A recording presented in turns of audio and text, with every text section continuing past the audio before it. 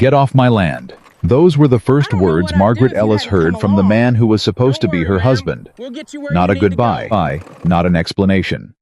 Not even the decency of a lie. Just 3 words spoken flat and cold, in the middle of a Wyoming canyon, while he unhitched the horse from the wagon. They had traveled 800 miles in together and led it away without looking back. She screamed his name until her voice broke. She begged. She grabbed the side of the wagon and held on until her fingers bled. He never turned around. The wagon wheel cracked on a boulder 2 hours later, and Margaret Ellis sat alone in the wreckage of everything she had believed her life was going to be, with half a canteen of water, and the absolute certainty that she was going to die there. She did not die. But what happened next changed 2 lives in ways neither of them ever saw coming. If this story moves something in you, please subscribe to this channel right now and hit that notification bell. I don't want you to miss a single part of what's ahead. Drop a comment below and tell me what city or state you're watching from. I want to see exactly how far this story travels. Now let's go back to where it all truly began. Caleb Thornton had not cried since his father's funeral, and he was not going to cry today. He told himself that standing in the barn at 4 in the morning, looking at a ledger that told him the same thing. It had been telling him for 6 months that Red Hollow Ranch was dying, and he was the one watching it happen. $340 owed to Victor Harlan's bank. 17 head of cattle that were losing weight in a drought that showed no mercy. A creek that had narrowed to a whisper. Fences breaking down faster than one man could fix them. He closed the ledger and put it back on the shelf and went to saddle his horse. That was what Caleb Thornton did when things got bad. He saddled his horse and he worked, because the only thing worse than a problem you couldn't solve was a problem you'd stopped moving toward. How was riding the canyon trail home that afternoon, the long way, the route that kept him away from town, and away from the particular expression on Victor Harlan's face that said he was already measuring the land for new fence posts when he saw the wagon. It was wedged hard against a cluster of boulders near a dry riverbed, tilted at a violent angle. The back end crumpled like something had hit it and kept going. One wheel was completely gone. The canvas cover had collapsed inward. Scattered across the rocks around it were the pieces of someone's life. A broken wooden trunk, clothing, a tin pot lying on its side with nothing in it. Caleb pulled his horse to a stop. He looked at it for a long moment. He had $340 in debt and 17 cattle and a creek that was dying, and it was late afternoon, and he had not eaten since morning. He almost rode past. He will spend the rest of his life grateful that he didn't. Because that was when he heard her. It was not a loud sound. It was the sound of a voice that had been calling out for a very long time, and had burned itself down to almost nothing, low and raw, and stripped of everything except pure refusal to stop. Help, please. Is anyone there? Please. Caleb was off his horse before he made the decision to be. He tied the reins to a scrub brush and moved toward the wreckage with his hand on his rifle. Not because he expected trouble, but because a man alone in a canyon with an overturned wagon learned to be careful first and curious second. I hear you, he called. Keep talking. Where are you? Here. The voice sharpened slightly, relief flooding into it. I'm here. Inside. I can't move. The wood something is on my legs. He found her in under a minute. She was pinned under a collapsed beam that had come down when the canvas caved in. A woman in her early 30s with dark hair and dark eyes, red-rimmed from days of dust and crying, wearing a torn dress that told him she had been there long enough for the fabric to start failing. She was a large woman, the kind the men in Millstone County called heavy, and said it like an insult. What Caleb Thornton saw when he looked at her was not her size. He saw that she was still conscious. He saw that she had torn strips from the hem of her dress and used them to wrap the places where the wood had cut her, which meant she had been thinking clearly, even when she was alone and in pain and nobody was coming. He saw someone who had not stopped fighting. I've got you, he said. He crouched beside her and got his hands under the beam. Don't try to help, just hold still. My legs. I know, hold still. He lifted the beam and dragged it clear. Knelt and ran careful hands along her legs, a cowboy's practical knowledge, the same knowledge he used on injured cattle, checking for the specific resistance that meant broken bone. Nothing snapped. Nothing ground. Badly bruised. Bad enough to matter, not bad enough to be the end of anything. "Name," he said. "What? Your name. Tell me your name while I get the canteen." "Margaret." She pulled in a shaking breath. "Margaret Ellis. Caleb Thornton." He had the canteen off his saddle and in her hands in 30 seconds. "Drink slow. I mean it." She drank slow. He watched her do it, watched the discipline of it, the way she rationed, even when her cracked lips told him she was desperate, and it told him something about her that he filed away without thinking about it consciously. "How long?" he said. 3 days. She lowered the canteen. "Maybe 4. I stopped counting." "Where's your husband?" The pause that followed was its own full answer. But she gave him the words anyway, because Margaret Ellis, he would learn, was a woman who faced things directly, even when facing them cost her something. "He left," she said. "We argued on the mountain road. He said," she stopped, started again. "He said I was too much weight for the wagon, that I was slowing everything down. He took the horse and the good supplies." Her voice was flat and steady, the flatness of someone who has already done their crying about something and come out the other side of it. "He told me to get off his land. This canyon, I mean. He said it like that. Get off my land. And he left." Caleb sat back on his heels. He had things he wanted to say about a man who would do that. Strong things. Specific things. He kept every one of them behind his teeth because this was not the moment for his anger, and because Margaret Ellis was looking at him with eyes that were calm and exhausted, and absolutely fiercely alert, and she did not need his rage right now. She needed water, and she needed someone to help her stand. "He leave you any food?" Caleb said. "Dried biscuits. I finished them yesterday. We're 12 miles from my ranch." He stood and looked at the wagon. Beyond salvaging, he could see that from where he stood. The axle was cracked. The wheel was gone. The frame had taken damage that no amount of frontier ingenuity was going to fix. "Can you ride?" She looked at his horse, back at him. "I can ride," she said. "Then let's go." He helped her up, not because she couldn't do it, but because her legs had been pinned for 3 days, and 12 miles was 12 miles, and some kinds of help are not charity, they are just sense. He settled her on the horse, took the reins, and started walking. They went 12 miles through the canyon trail and the long dry valley as the light went from afternoon gold to evening purple, and they did not talk very much.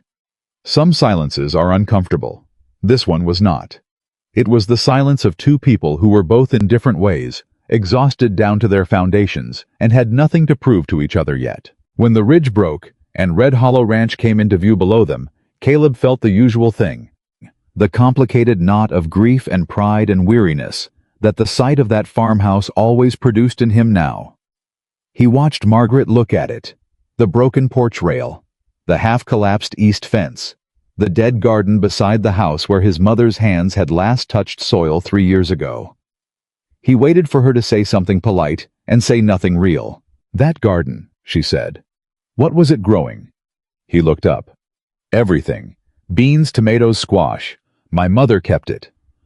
"How long since anyone worked it?" 3 years. She was quiet for a moment. He could see her thinking, really thinking the way a person thinks when they are assessing a problem, rather than simply observing a situation. "The soil might still be good," she said. "Drought dries the surface, but what's underneath can hold. Depends on what your mother put into it." Caleb said nothing. He was thinking about his mother and about what she would have made of the woman sitting on his horse right now, and he did not trust what his face was doing. He got her inside. Spare room at the back of the house, the one nobody had used since the last ranch hand quit 8 months ago. He found clothes that had belonged to his mother folded in the cedar chest and set them outside the door without knocking. He went out to the barn and sat on a hay bale in the dark. He told himself it was temporary. She would rest and then move on to wherever she had been going before a man who was supposed to protect her decided she was a burden. He told himself nothing about his situation had changed. He told himself a lot of things that evening in the barn. And then the smell of wood smoke drifted in through the gap in the barn wall, and something underneath it, something that smelled like coffee, and like a kitchen being used by someone who knew what they were doing. And Caleb Thornton sat in his barn and could not remember the last time Red Hollow Ranch had smelled like anything except dust and dead grass and the specific loneliness of a man eating cold beans alone in the dark. He went to sleep anyway. He woke up to the sound of someone already working. He heard it before he was fully awake. A rhythm from the kitchen, the deliberate movement of someone who had a task and was executing it. He pulled on his boots and walked down the hall and pushed open the kitchen door, and the heat hit him first. Real steady heat from the stove, then the smell, then the sight of Margaret standing with her back to him, moving through his kitchen with the calm efficiency of a woman who had spent her life making something out of not enough. She had found flour where he couldn't say. She had cleaned the preserving jars that had been on the back shelf for 3 years. She had found the coffee. She had apparently been awake since before him, which meant she had been awake since before the sun. "You didn't need to do this," he said. "I know." She did not turn around. "How do you take your coffee?" "Black." She poured it and put it in front of him at the table and went back to work. He sat down and watched her. She moved without waste. Every motion connected to the next one. The movement of someone who had always had to make the most of limited resources and had gotten very good at it over a long time. "I'm not going to eat your food and contribute nothing," she said without him asking. "That's not how I was raised." "I told you last night skills for shelter. We can work something out." "I heard you." She brought 2 plates and sat across from him. Biscuits from the questionable hour, which should not have produced anything worth eating, but had. "Before I can tell you what I can help with, I need to understand what I'm actually dealing with. How bad is the debt?" He looked at her. Most people, men especially, danced around the subject of money like it was something shameful. She asked it like she asked about the garden soil. Direct, practical, no flinching. $340, he said. "To Victor Harlan's bank, due by November 1st. Victor Harlan. She repeated the name with a slight particular quality that meant she was categorizing it. "He's the one who offered to buy this place. 3 times. "What did you tell him?" "No. 3 times. Something moved in her expression, the beginning of what might in a different moment have been a smile. "Good." She looked down at the ledger on the table's edge. "May I?" He pushed it toward her. She opened it and read in silence, turning pages with careful hands, and he watched her face while she read. No reaction that told him how bad she thought it was. Just reading. "Your cattle," she said finally. 17 healthy enough to sell. If they hold their weight. Which they won't if the drought doesn't break. "What's market price?" 20 a head. Less if I'm selling fast. 17 at 20 is 340. Exactly the debt. Which is why Victor Harlan set the number where he set it, Caleb said. He's not stupid. She looked up at him sharply. "You think he set the loan at that amount deliberately?"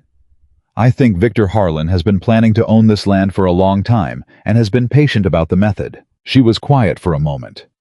"Then selling the cattle to pay the debt is exactly what he wants you to do.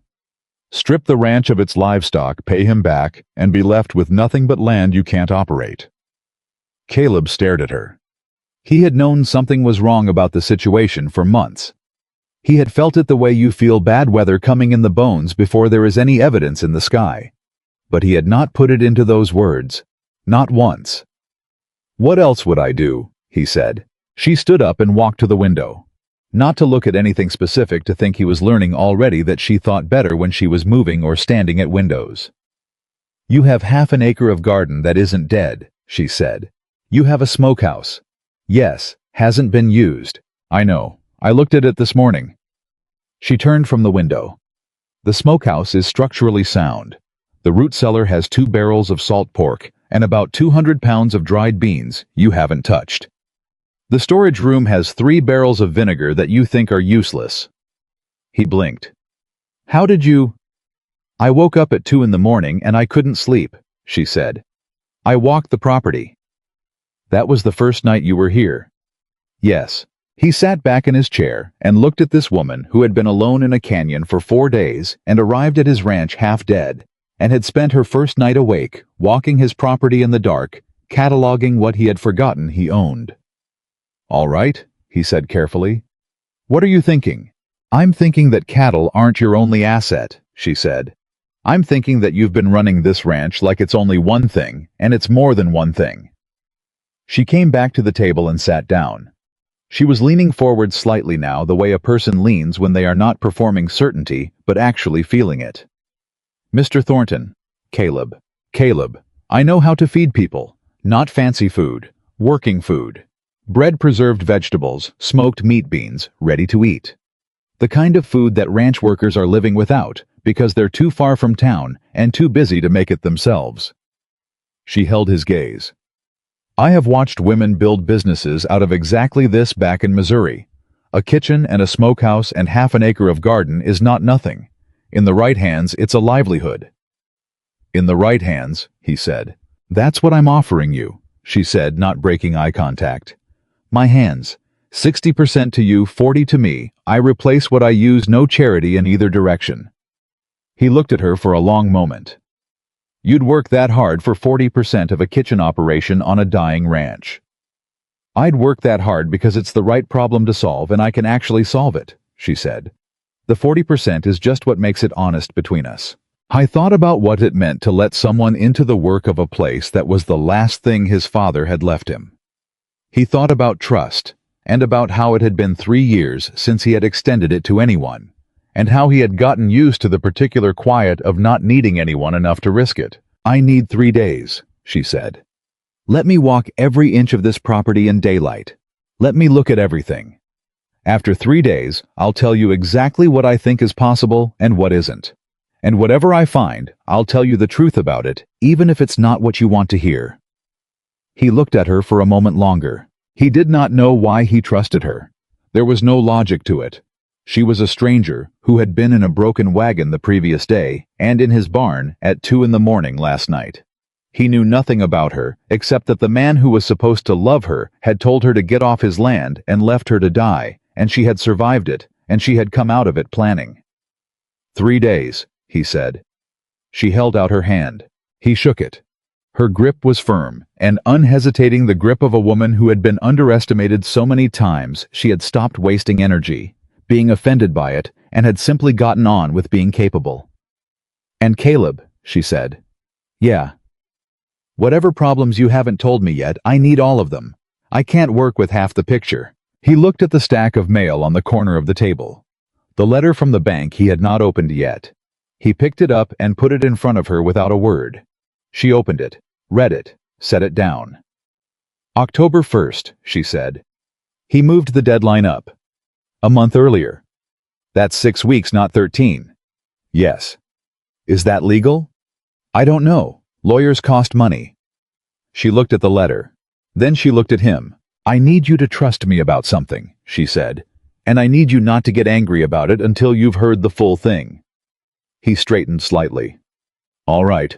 3 weeks ago, before I knew you, before any of this." She stopped.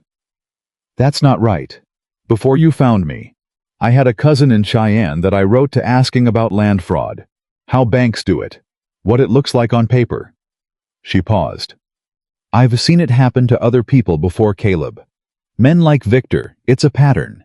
They create the debt, they control the terms, they move the finish line." She folded her hands on the table. "My cousin wrote back last week. He knows a lawyer. I sent him a copy of your original banknote and the letter changing the deadline." Caleb went absolutely still. "A copy," he said, "of my banknote." "I took it from the desk when you were out checking the creek one evening," she said. "I'm telling you now because I should have told you then. I didn't because I wasn't sure it would come to anything, and I didn't want to give you false hope." She held his gaze without flinching. "Are you angry?" He sat with it. I thought about this woman going through his desk at night, not to steal anything, not for herself, to copy a document and send it to a lawyer 200 miles away, on behalf of a man who had not even known yet that she might matter to him. "What did the lawyer say?" he said. Something shifted in her expression, the microscopic release of a breath she had been holding. "He said the deadline change may not be enforceable. He wants to see the original loan documents. I have them. I know. I saw them in the desk. She looked at him steadily. We need to get them to Cheyenne. 3 days of travel. Yes. We have 6 weeks, which means we move now, she said. And while you're arranging that, I start the kitchen operation. She opened the small notebook she kept in her apron pocket and set it on the table. Because whether the lawyer helps or not, the debt is still real. And I am not going to wait to find out if legal help is coming before I start building the other way out. He looked at the notebook. She had been writing in it for days. Supply lists, cost calculations, estimates of what each ranch within riding distance might buy, and at what price. How long have you been planning this? He said. Since the first morning, she said. When I saw what you had and understood what you thought you had. They weren't the same thing. A pause. A lot of people look at something that's struggling and see failure. I look at something that's struggling and see what's been overlooked. The kitchen was quiet. Outside, the August heat was pressing against the walls, and the creek was barely moving, and Victor Harlan was somewhere in Millstone County, believing that Red Hollow Ranch was a foregone conclusion. You know Victor is going to come after this, Caleb said. Once he hears we're trying something. Once he sees the kitchen producing. I know. He'll come after you specifically. He already has. She looked at him carefully. He already has. What did he say? Caleb was quiet for a second. Then, because she had asked for the full truth, and he had agreed to give it, he said, he rode past when you were in the garden the first week, looked at you and said you couldn't save a ranch because you could barely carry yourself. Something crossed her face. Very fast. Gone before he could name it, but not before he had seen it, that particular flash of pain that comes not from surprise, but from recognition, from hearing the same thing one more time, when you had almost hoped you wouldn't hear it again. Then her expression settled. And what it settled into was not sadness. It was resolve. Then we're going to make sure Victor Harlan has a very good view of what I can carry, she said quietly. Caleb Thornton looked at this woman across his kitchen table. This woman who had survived abandonment and a canyon and 4 days alone and come out of it. Planning, this woman who had been moving 3 steps ahead since her first morning here. This woman who let one flash of an old wound show and then put it away like a tool she had chosen not to use today, and something moved in his chest that had nothing to do with the ranch. He recognized it. He had felt it before years ago. He had stopped expecting to feel it again. He did not say anything about it. He was a man who had grown up in a territory where emotion was communicated through action and silence, and this was not the moment for words. So he stood up and he picked up both coffee cups and he went to wash them himself. Something he had never done with another person in that kitchen, and he said with his back to her, Friday, we run the first supply route Friday. A pause behind him, small, charged. Friday, she said.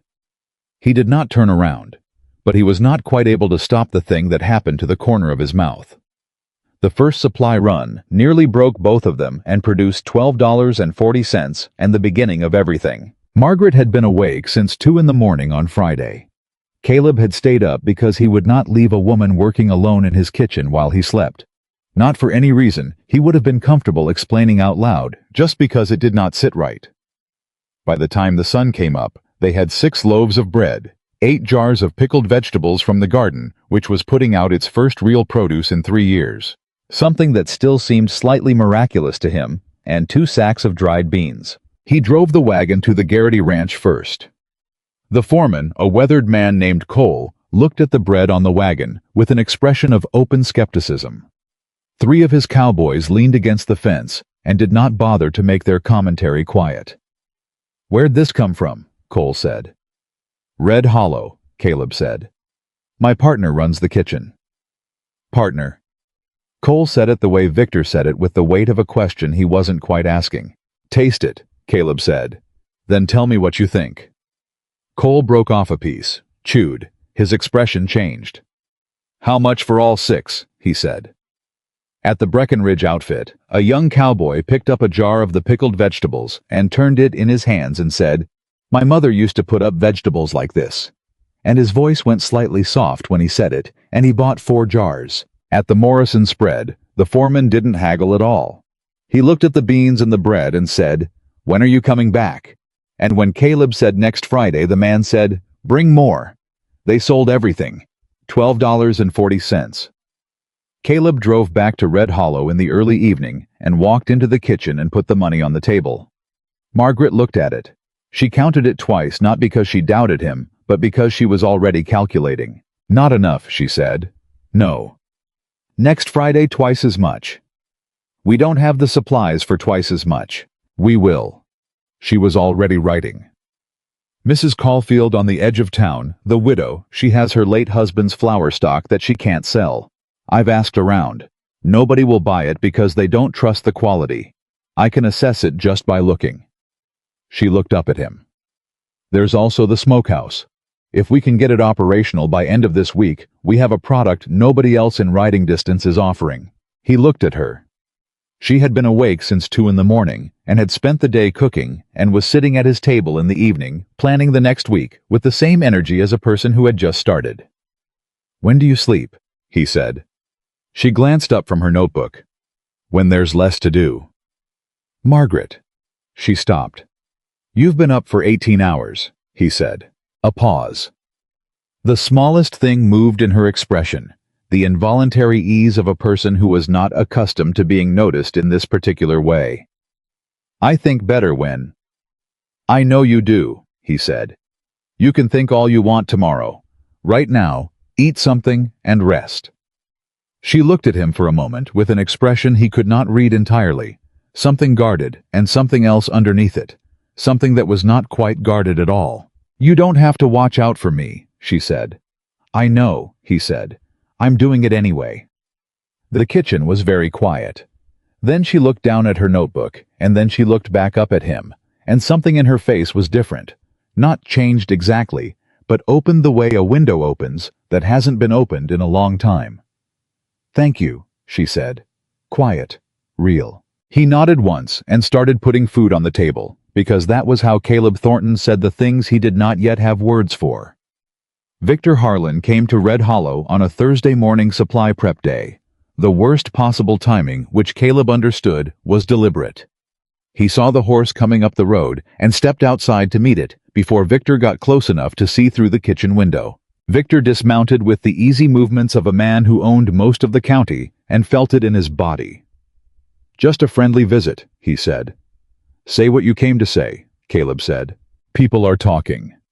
Victor shook his head sorrowfully. "I don't like to hear things about a neighbor, about a man's situation." He glanced past Caleb toward the farmhouse. "They're saying she's running your finances, running your household, running you." A pause. "They're also saying she's going to leave, once she's built herself back up enough to move on." He met Caleb's eyes, and his voice went almost gentle. "A woman like that, Caleb. She's grateful until she isn't. She'll leave you with a kitchen that smells good and a debt you still can't pay." Caleb looked at him for a long moment. "Victor," he said quietly, "I have spent 2 years watching you circle this land. You moved my deadline without legal right. You've spread lies about a woman who works twice as hard as anyone in this county before the sun is up." He stepped forward. Victor held his ground, but it cost him something. "You are going to leave my property right now.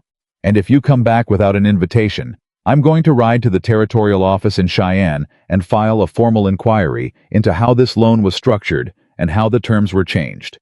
You want to have that conversation publicly, I will have it publicly." Victor's face went flat. He mounted his horse. He rode away without a word. Caleb stood in the yard and watched him go. Margaret's voice came from behind him. "He's going to move against us." He turned. She was in the doorway with a dish towel in her hands and her eyes on the road where Victor had disappeared. "I know," Caleb said. "He's going to do it through the community," she said. "Reputation. He'll make people doubt me. Make them doubt you for trusting me." She looked at Caleb with clear eyes. "We need those supply relationships to be strong enough that it doesn't matter what he says about me. That the men who eat our bread and buy our vegetables tell him to his face that they've made their own decision." "We've got 3 ranches," Caleb said. "We need 12, she said, by end of next week." She looked back out at the road. I want him to do the math, Caleb. I want Victor Harlan to sit down one morning and count up how many people in this county have decided for themselves that Red Hollow is worth backing, and I want that number to be too big to threaten." He looked at her. There was something in the way she said it. Not anger, but something harder than anger. Something that had been forged out of all the times a man like Victor had looked at her and decided the calculation was simple, and the answer was obvious, and she was not worth the trouble of reconsidering. She was done being the simple calculation. She was going to be the thing that didn't add up the way they expected. "All right," Caleb said.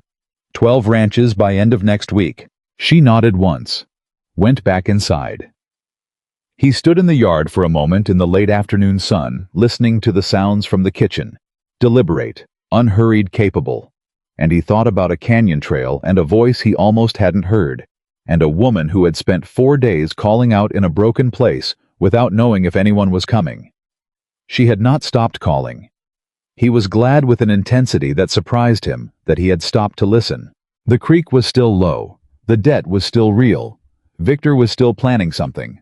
But the kitchen lamp was burning inside Red Hollow Ranch, and $12.40 sat in the ledger as the first line of a new kind of account.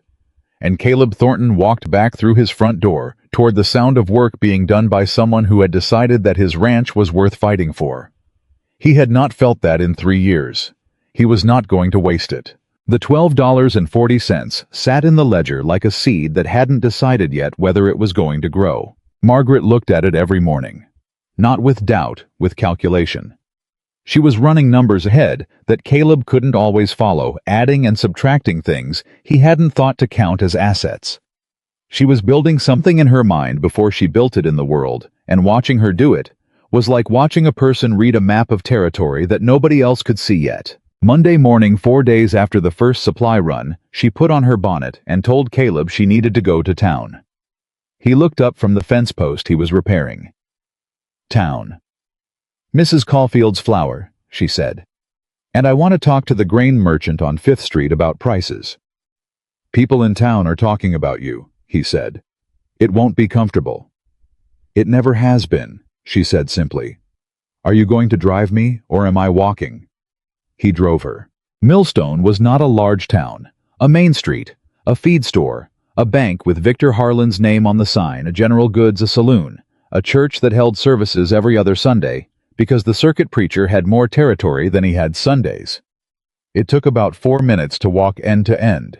It took considerably less time than that for word to travel that Caleb Thornton had brought the woman from his ranch into town.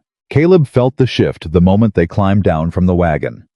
Not hostility exactly, something more like the particular attention a small town gives to something it has already decided to have an opinion about. A woman named Clara Briggs stopped on the boardwalk and stared openly. 2 men outside the feed store nudged each other. A group of women coming out of the general goods went quiet in a way that was louder than talking. Margaret walked straight ahead, not fast, not slow. The walk of a woman who knew she was being watched and had decided some time ago that being watched was not the same as being stopped. Caleb walked beside her and did not look at any of the faces looking at them. Mrs. Caulfield lived in a small house at the edge of town, with a storage barn behind it that held, as Margaret had been told, her late husband's remaining flour stock, 400 pounds of it that nobody would buy because Garrett Caulfield had been known for cutting his flour with inferior grain, and people assumed the widow was selling the same product. She was a thin woman in her 60s with careful eyes and the manner of someone who had learned to measure people quickly because she could not afford mistakes. She looked at Margaret on her doorstep and said, "You're the woman at the Thornton Ranch." "Yes, ma'am," Margaret said. "I'm told you have flour you're trying to sell. I've been told I could sell it if I cut the price to almost nothing," Mrs. Caulfield said with a particular dryness that suggested the people who told her this had not endeared themselves to her.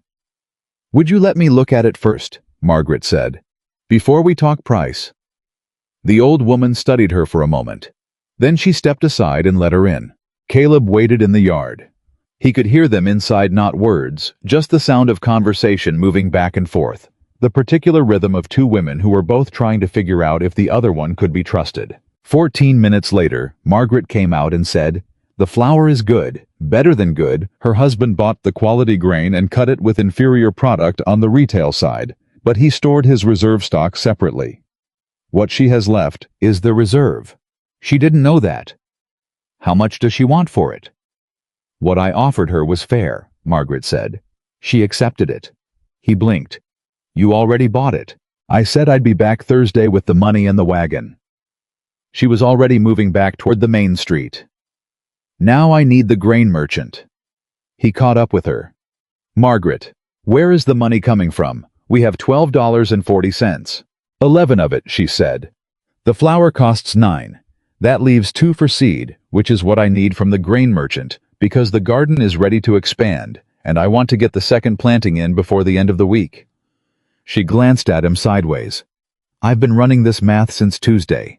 Trust me or don't, but if you're going to trust me all the way.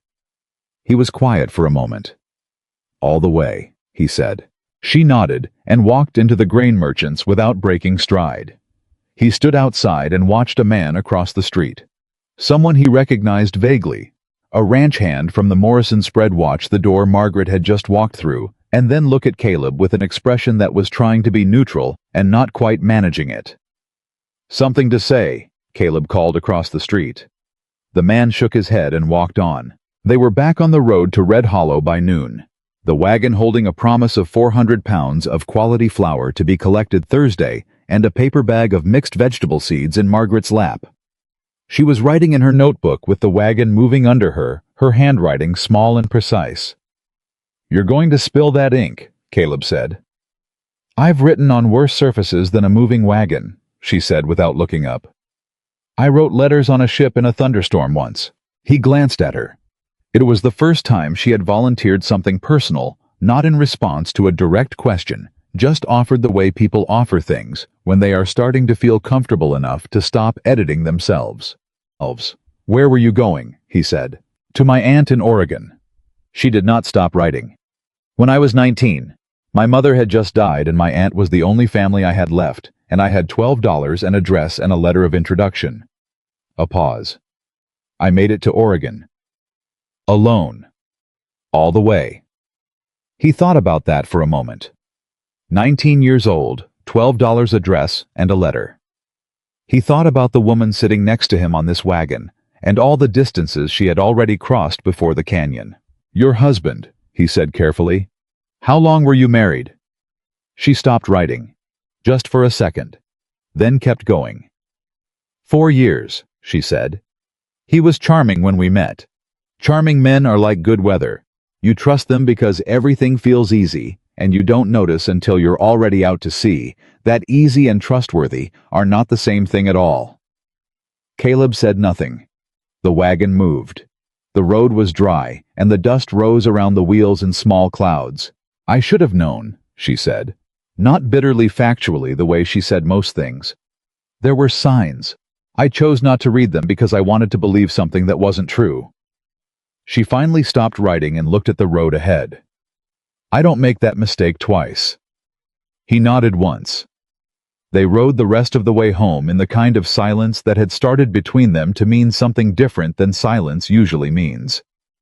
By Thursday, the smokehouse was operational. Caleb had worked on it every evening after the ranch chores were done, and he had enlisted the help of a man named Hector, a Mexican ranch hand who had worked Red Hollow 2 seasons back and had drifted back into the area when word got to him through the circuit that something was happening at the Thornton place.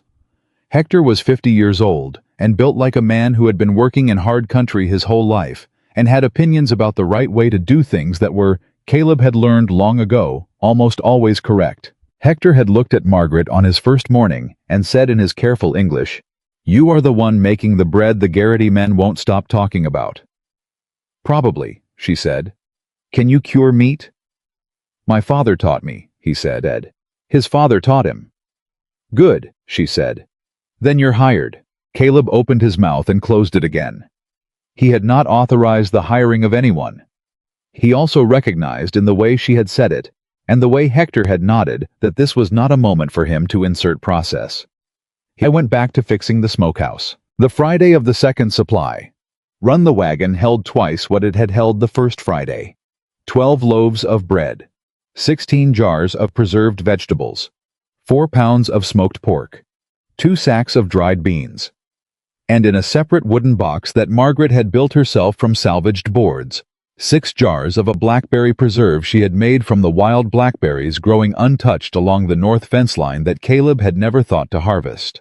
At the Garrity Ranch, Cole the foreman looked at the wagon and then looked at Caleb with an expression that had shifted significantly from the first Friday. "You've got more," he said. "We've got more," Caleb said.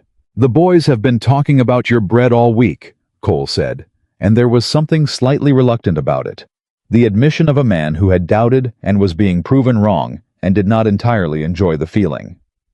"Morrison's foreman told me about the beans. Said they ate better last Friday than they had in 6 months. He bought double what he had bought the first week, at a ranch." Caleb hadn't visited the previous Friday. The Dalton spread 7 miles east, a larger operation. He hadn't been sure would bother with them. The foreman took one look at the blackberry preserves and called 2 of his cowboys over to look. "My mother made these," one of the cowboys said, holding a jar up to the light. He was probably 22 years old and trying very hard not to look moved and not entirely succeeding. "The woman at Red Hollow made these," Caleb said. "How much? 30 cents a jar." The cowboy bought 3. 2 others bought 2 each. The foreman bought the remaining one and looked at Caleb seriously and said, "Tell her I want 6 next week, whatever else she can bring." By end of the day, they had sold everything. The final count on the kitchen table that evening was $31.80. Margaret counted it twice. Then she sat back and was quiet for a long moment. "This changes the math," she said. "Yes," Caleb said. "If we maintain this rate, even half this rate, we can make a meaningful payment to the bank by October 1st. She looked up at him. "Not the full amount, but enough to demonstrate income. Enough to make a legal argument that the operation is viable and the foreclosure is premature." "Has the lawyer in Cheyenne written back?" "Not yet." She pulled her notebook toward her. "But I wrote to him again on Tuesday. Caleb—" She stopped. Something in her voice had changed a slight weight to it that made him look at her directly. "I need to tell you something that happened today while you were at the Dalton spread." He went still. "Tell me." "A woman stopped me outside the Garrity bunkhouse while you were loading the wagon." Margaret set her pen down. "A woman I don't know. She said she'd heard I was living at your ranch. She said the town was saying that I had a history of attaching myself to men in difficult circumstances, that I'd done it before in Missouri." Her voice remained steady. "She said people were saying I was a grifter." The word landed in the kitchen like a stone dropped in still water. Caleb felt something go hard and hot in his chest. "Who was she?" "It doesn't matter who she was," Margaret said. "What matters is where it came from, and we both know where it came from." "Victor Harlan." Caleb pushed back from the table. "Sit down," Margaret said. "Margaret." "Sit down, Caleb." Her voice was firm. Not harsh firm the way a doctor's voice is firm when someone is about to do something that will make things worse. Getting angry and riding into town and confronting him is exactly what he wants. It makes you look unstable. It makes him look like the reasonable party. It gives him a story to tell that doesn't involve him being wrong. Caleb sat down. He did not want to. His jaw was tight, and his hands were in fists on the table, and the thing moving through him was the specific fury of a man who watches someone attack a person who does not deserve it, and is being told he cannot answer with his body. "What do we do then?" he said. "We do what we've been doing," she said. "But faster and bigger." She opened her notebook. "Victor's weapon is that people don't know me well enough to disbelieve him. The solution is to make sure they know me." She looked up. "The church social is there, one coming up." He frowned. "Last Saturday of the month, 2 weeks from now. I want to bring food." She said it simply. "Not to sell, to give. I want to bring enough bread and preserves and smoked meat to feed every person there. I want the women of this county to taste what I make, and I want them to see me make it, and I want them to talk to me face to face." He looked at her. "That's going to cost us supplies we could sell." "Yes," she said. "It's an investment in something that matters more than 1 week's revenue. She held his gaze. Victor Harlan has money and influence and a story about what I am. I have food and a kitchen and the truth. I need to get the truth into rooms where people can see it. He thought about it for a moment. All right, he said. The social. She nodded and started writing. He watched her write and thought about Victor Harlan and thought about a woman who had been told her whole life that she was too much of something, too heavy, too ambitious, too direct, too present, and who had decided at some point to stop shrinking and start building. Margaret, he said. She looked up. The woman who said those things to you today, he said. Are you all right? Something moved across her face. That same thing he had seen before, the quick flash of an old wound being touched there and gone in less than a second. I've been called worse things, she said. That's not what I asked. She was quiet for a moment. Her hand was still on the notebook, but she had stopped writing. No, she said finally. I'm not entirely all right. She said it with the careful precision of someone who was being honest at some cost to themselves. I know how to keep working when I'm not all right. I've had a great deal of practice, but thank you for asking. She looked down at her notebook. It matters that you asked. The kitchen was very quiet. Caleb did not say anything else, but he got up and poured her a cup of coffee. The good coffee, not the weak stuff he made for himself, and put it next to her notebook without a word and went back to his seat. She looked at the cup. Then she picked it up and wrapped both hands around it, and something in her shoulders dropped just slightly, the way a person's shoulders drop when they finally let something go that they have been holding up all day. 2 days later, the letter arrived from Cheyenne. Caleb was in the east pasture checking on the cattle when Hector came out to find him riding the ranch's older horse with more urgency than the horse preferred. Letter, Hector said, and handed it over. The envelope had a lawyer's office return address. Caleb opened it right there in the pasture. He read it twice. Then he went to find Margaret. She was in the smokehouse going over the curing process with Hector's cousin Rosario, a woman who had shown up 3 days ago with her own set of skills and an understanding with Hector that she would be useful if given the chance. Margaret had hired her inside of 10 minutes. The kitchen operation had grown in ways Caleb had stopped being surprised by. Letter, he said from the doorway. She came outside and took it and read it. Her expression did not change while she read. He had learned by now that this meant the contents were significant enough that she was processing before reacting. She lowered the letter. He says the deadline change is not enforceable, she said. The original loan documents show a fixed term with no provision for early revision without written consent of both parties. Victor changed the deadline unilaterally. He had no legal right to do it. Caleb let out a breath he had been holding for 6 weeks. That means you have until November 1st, she said, which is 10 weeks from now instead of 6. She folded the letter. And it means Victor Harlan committed fraud when he sent you that letter changing the terms. The word fraud sat between them with considerable weight. Can we prove it? Caleb said. The lawyer says yes. He says the original documents are clear, and the change is documented, and the evidence is already in hand. She looked at Caleb. He wants to know if you want to file a formal complaint with the territorial court. Caleb was quiet. He thought about Victor Harlan standing in his yard, looking past him at Margaret with contempt written openly across his face. He thought about the woman outside the Garrity bunkhouse, and the word grifter, and where it had come from. He thought about 3 years of watching a man circle his family's land, waiting for him to collapse. Yes, he said. File it. Margaret nodded once, started back toward the smokehouse. Margaret. She turned. This was you, he said. All of this. The letter to your cousin. The copy of the documents. You did this before you had any reason to believe we'd be standing here right now. She looked at him for a moment. You stopped in that canyon, she said. When you didn't have to. You could see I was desperate and you could have ridden past and told yourself it wasn't your problem. She paused. People who stop when they don't have to, they deserve someone fighting for them. She turned back toward the smokehouse. Go check your cattle, Caleb. We still have 10 weeks of work to do. He stood in the yard after she went inside. I was thinking about what she said. He was also thinking about something he had not examined too closely yet.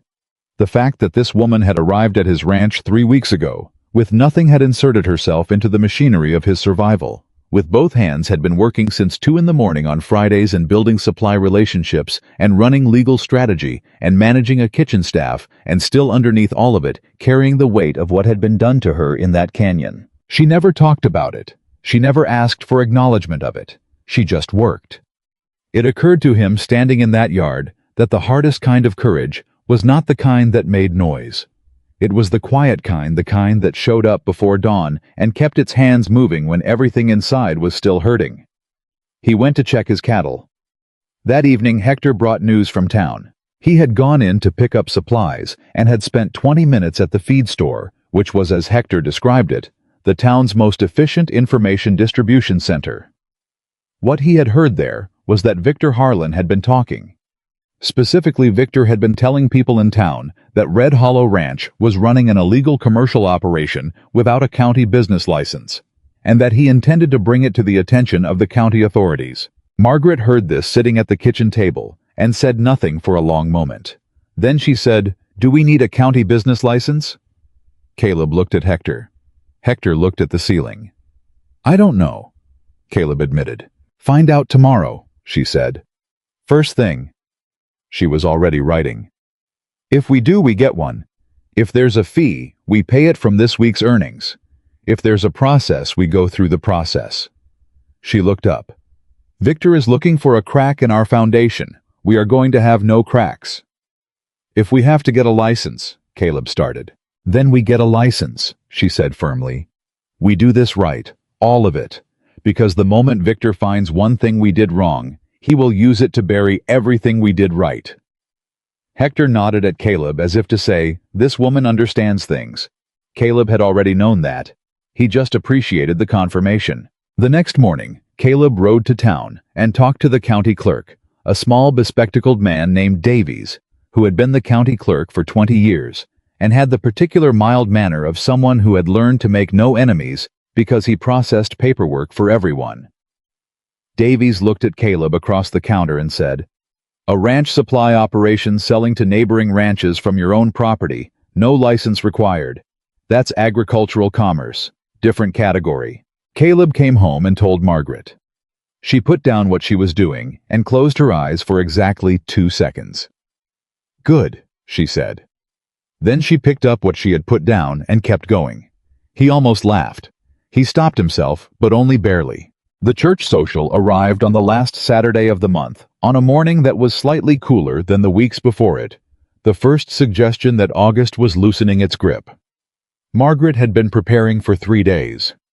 The back of the wagon held 4 full trays of bread, a crate of preserves, 2 tins of smoked meat, sliced thin, and a pot of bean soup that had been cooking since the previous night, and still smelled like the best thing Caleb had encountered all month. He pulled the wagon up outside the church, and people turned to look before he had fully stopped the horse. He helped Margaret down from the wagon, and she went straight to work, unloading, arranging, setting up with the brisk efficiency of a woman who had catered to hungry people in hard circumstances for her entire adult life.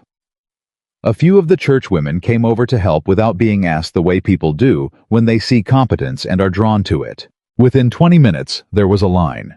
Caleb stood slightly back and watched it. He watched a woman in her 40s bite into a piece of bread and close her eyes for a second, in a way that was almost embarrassingly sincere. He watched 2 young cowboys from the Morrison spread show up specifically because word had reached them. The Red Hollow Kitchen would be at the social. He watched children take pieces of smoked meat and retreat to eat them with the focused seriousness that children give to food they really like. He watched Margaret. She talked to everyone. Not in a performed way, not in the way of a person who was trying to make an impression, but in the direct and genuine way she talked to him in the kitchen in the mornings, asking questions, listening to answers, remembering the names of people she had just met, and using them, which was a skill he had never been able to master himself. A woman named Edna Stout, sharp-eyed, the wife of a rancher on the north end of the county, stopped beside Caleb and looked at the line, and then looked at him with the considering expression of a woman who had decided she was going to say something direct. "She's good people," Edna said. It was not a question. It was the verdict of a woman who had been taking her measure across the course of a morning. Yes, Caleb said. Victor Harlan has been saying otherwise. Victor Harlan wants my ranch, Caleb said. He doesn't want it for himself if he can get it cheap and legal. He doesn't care whose reputation he damages to get there. Edna was quiet for a moment. Then, my husband heard something about a complaint being filed with the territorial court. From us, Caleb said. About the bank loan. She looked at him steadily. Be careful, Caleb. Victor has friends on the county board. I know. You'll need more friends than that. She looked back at Margaret, who was laughing at something a young woman had said to her, a real laugh, unguarded, the kind that changed her whole face. Fortunately, Edna said, I believe she is building them. She moved away. Caleb stood and watched Margaret at the social for a long moment. He thought about a woman who had been left to die in a canyon by a man who decided she was a burden. He thought about how that kind of wound goes not into fury in her case, but into this, into bread and preserves and smoked meat, and the patient, deliberate work of making herself indispensable to people who had been told she was worthless. She was building something. Not just a kitchen operation. Not just a legal case against Victor Harlan. She was building a community of people who had decided for themselves what she was worth. And Victor Harlan, with all his money, and all his influence, and all his careful planning, had never once thought to account for the possibility that the woman he dismissed might be better at this particular kind of warfare than he was. On the ride home, the wagon, empty, the afternoon light going long and gold across the dry valley. Margaret was quiet for a while. The kind of quiet that meant she was not empty, but full, processing something she was not yet ready to put into words. Then she said, Edna Morrison invited me to her sewing circle next Wednesday. Edna's good people, Caleb said. I know. A pause. She also told me that 3 women had gone to Victor Harlan's wife last week and asked her directly what she knew about the rumors he'd been spreading about me. Caleb looked at her. What did his wife say? Apparently she said she didn't know anything about it. Margaret was looking at the road ahead. And apparently she looked embarrassed when she said it. Something moved in the air between them, the specific electricity of a situation that was beginning to turn. He's losing the social ground, Caleb said. He hasn't lost it yet, she said. But he can feel that he might. She turned to look at him.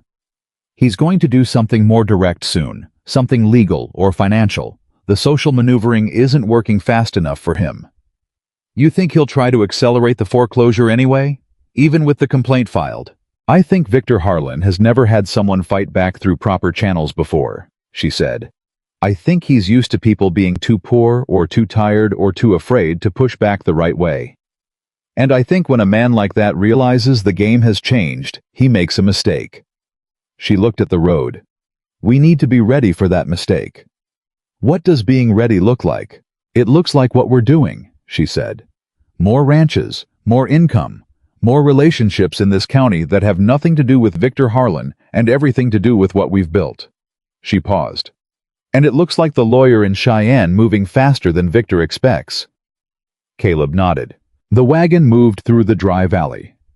Above them, the sky was doing what Wyoming skies do in the evenings, going from hard blue to something softer and more complicated, colors running together, the way feelings run together when you stop trying to separate them. He had not told her yet what he had been thinking about since the morning in the yard when she went back into the smokehouse. He did not know how to say it without saying too much or too little, and Caleb Thornton had always been a man who preferred silence to imprecision. But he was aware, sitting on that wagon in the long evening light, that Red Hollow Ranch felt different than it had 6 weeks ago. Not just financially, not just operationally. It felt like a place where something was alive. He had forgotten what that felt like. He had not known until it came back how much he had missed it. Margaret was writing in her notebook again, the wagon moving under her, her handwriting small and steady. "You're going to spill that ink again," he said. She did not look up, but the corner of her mouth moved. "I never spill the ink," she said. He looked forward at the road. He was smiling. He did not try to stop it this time. Behind them, Millstone County kept its calculations. Victor Harlan sat somewhere in his large house with his small eyes and his patient ambitions, counting what he thought he knew. The territorial complaint sat in a lawyer's office in Cheyenne, gathering the particular weight that legal documents gather when they are correct. And Red Hollow Ranch, which 6 weeks ago had been a place a man was quietly losing, was becoming something else entirely. Something that had not existed before. A broken wagon in a canyon, and a voice that refused to stop calling out. Neither of them said what it was becoming yet. But they both knew. The letter from Victor Harlan's bank arrived on a Tuesday. Not to Caleb, to the county sheriff. Caleb found out about it the way most bad news traveled in Millstone County. Not directly, not officially, but through Hector, who had a gift for knowing things before they became public knowledge, possibly because he was quiet enough in public spaces that people forgot he was listening. Sheriff Briggs received a formal complaint, Hector said, finding Caleb in the barn before sunrise, from the Harlan Bank, saying Red Hollow Ranch is operating a commercial enterprise on agricultural land in violation of county land use ordinances. Caleb set down the harness he was holding. He already checked, he said. Davies at the county clerk's office told me we don't need a license. This is not about a license, Hector said. This is a different ordinance, one about commercial food production on residential ranch land. He paused. Victor had someone find it. It is old, from 1871. Nobody has used it in 15 years. Caleb stood in the barn for a moment with that information. I thought about what Margaret had said. When a man like that realizes the game has changed, he makes a mistake. He had assumed Victor's mistake would be something obvious, a legal overreach, a public confrontation, something Caleb could see coming. He had not considered that Victor's version of a mistake might look at first exactly like a win. He went inside and told Margaret. She was at the stove, and she did not stop what she was doing while he talked. He had learned this was not inattention. It was the way she processed difficult information, by keeping her hands moving while her mind worked. When he finished, she was quiet for a long moment. Then she said, "When is the sheriff coming?" "Hector doesn't know. Soon. Then we have today." She turned from the stove. Her face was calm in the way that meant things underneath it were moving fast. "Get Hector. I need him to ride to 3 ranches this morning, Garrity, Morrison, and Dalton. I need the foreman at each ranch to write a simple statement saying they purchase supplies from Red Hollow Ranch, and that the arrangement has been beneficial to their operations." Caleb frowned. "Why?" "Because Victor is going to make this about the letter of an old ordinance," she said. "And the way you fight a legal technicality is not with another legal technicality. You fight it with people. With relationships that are real and documented, and standing in the room when the decision gets made." She was already moving toward the desk where she kept her correspondence. "I'm going to write to the lawyer in Cheyenne today. He needs to know about this ordinance, and he needs to find out if it was ever actually enforced and what the process is for a formal exception. And if there is no exception process." She stopped, looked at him directly. "There is always an exception process," she said. "The question is, who controls it and what it costs to get in front of them."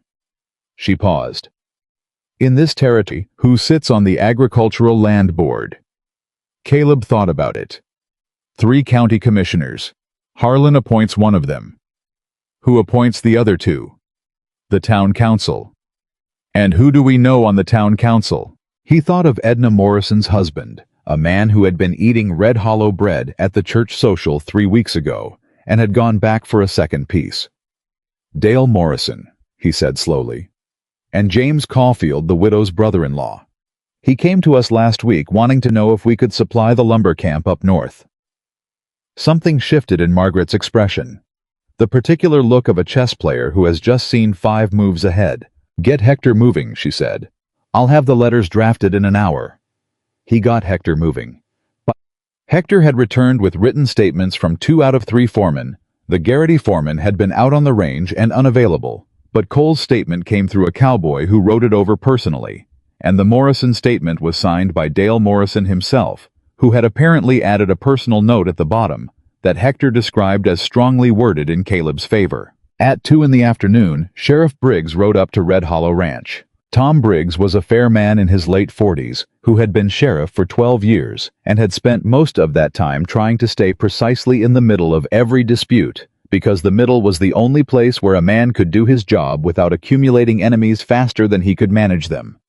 He did not like being used as a tool by anyone, and he liked being used as a tool by Victor Harlan specifically even less, because Victor had been using him as a tool for 12 years and had never once acknowledged it. He dismounted in the yard, and Caleb came out to meet him. "Tom," Caleb said. "Caleb." The sheriff pulled off his hat and turned it in his hands. "I'm going to be straight with you. I got a formal complaint. I have to respond to it. That's my job." "I understand.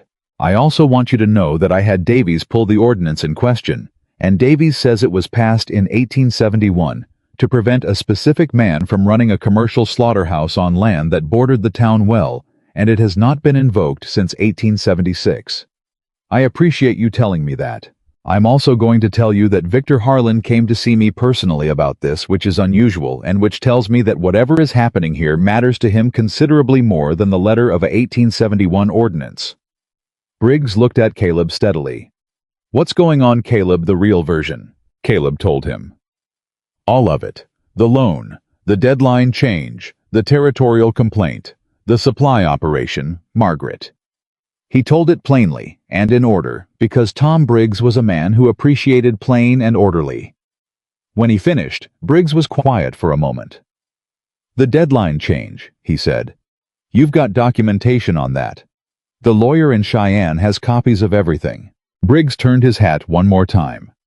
"I'm going to tell you that I'm not going to shut down your kitchen operation today.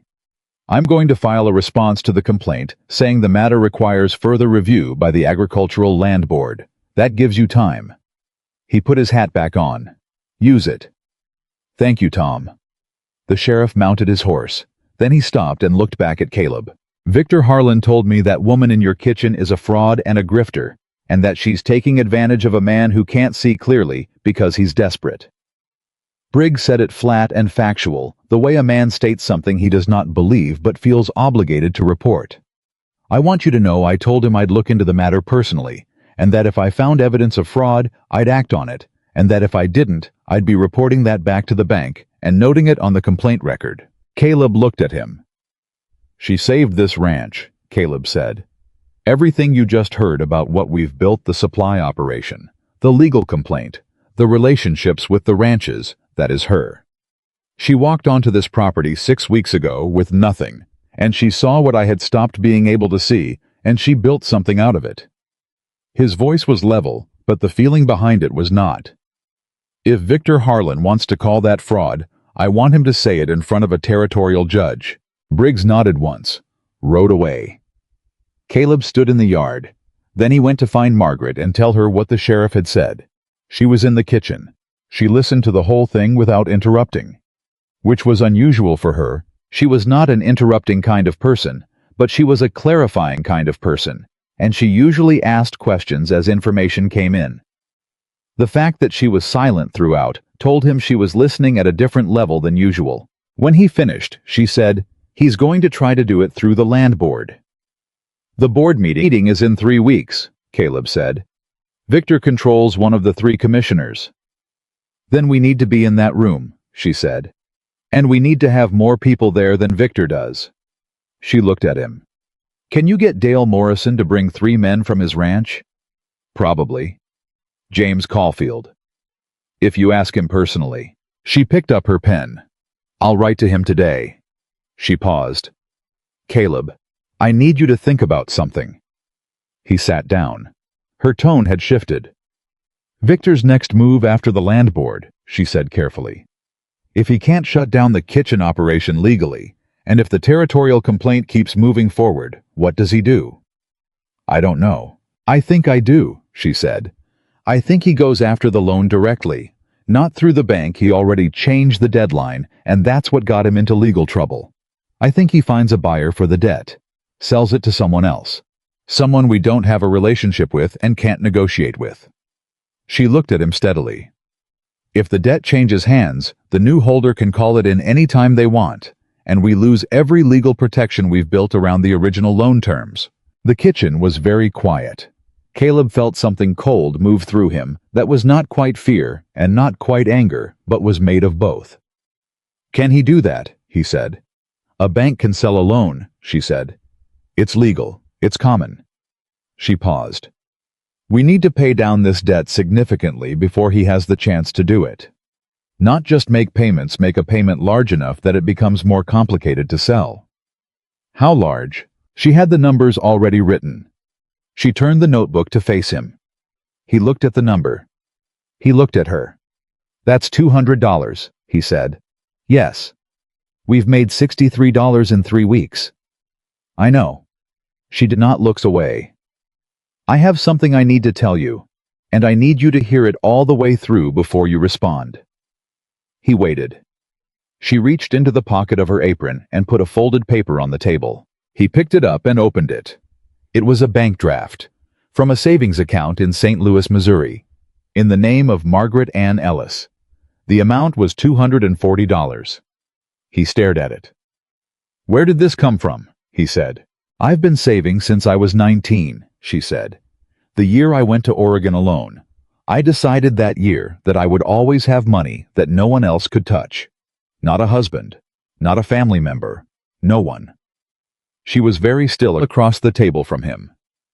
I kept it in a St. Louis bank because that was the city where I opened my first account, and I didn't move it when I moved because I didn't want anyone who lived near me to know it existed. He looked at the bank draft. He looked at her. Your husband didn't know about this, he said. No one knew about it, she said. That was the point. He sat back in his chair slowly. Margaret, this is everything you have. Yes. If I use this to pay down the debt and Victor finds another way to take the ranch anyway, you have nothing. No cushion, no backup, nothing. I know. Why would you? Because I know what we've built, she said, and her voice was steady and clear and carried absolutely no doubt in it. I have watched this ranch go from a dead thing to a living thing in 6 weeks. I have watched you work every hour God sends, and I have watched the people in this county start to believe in something they didn't believe in before. And I know that if we can hold on long enough, this works.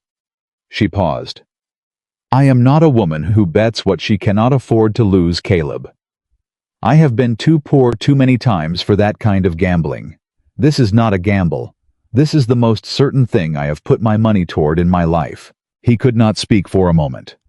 There was something happening in his chest that he did not have adequate language for, a tightening and a loosening.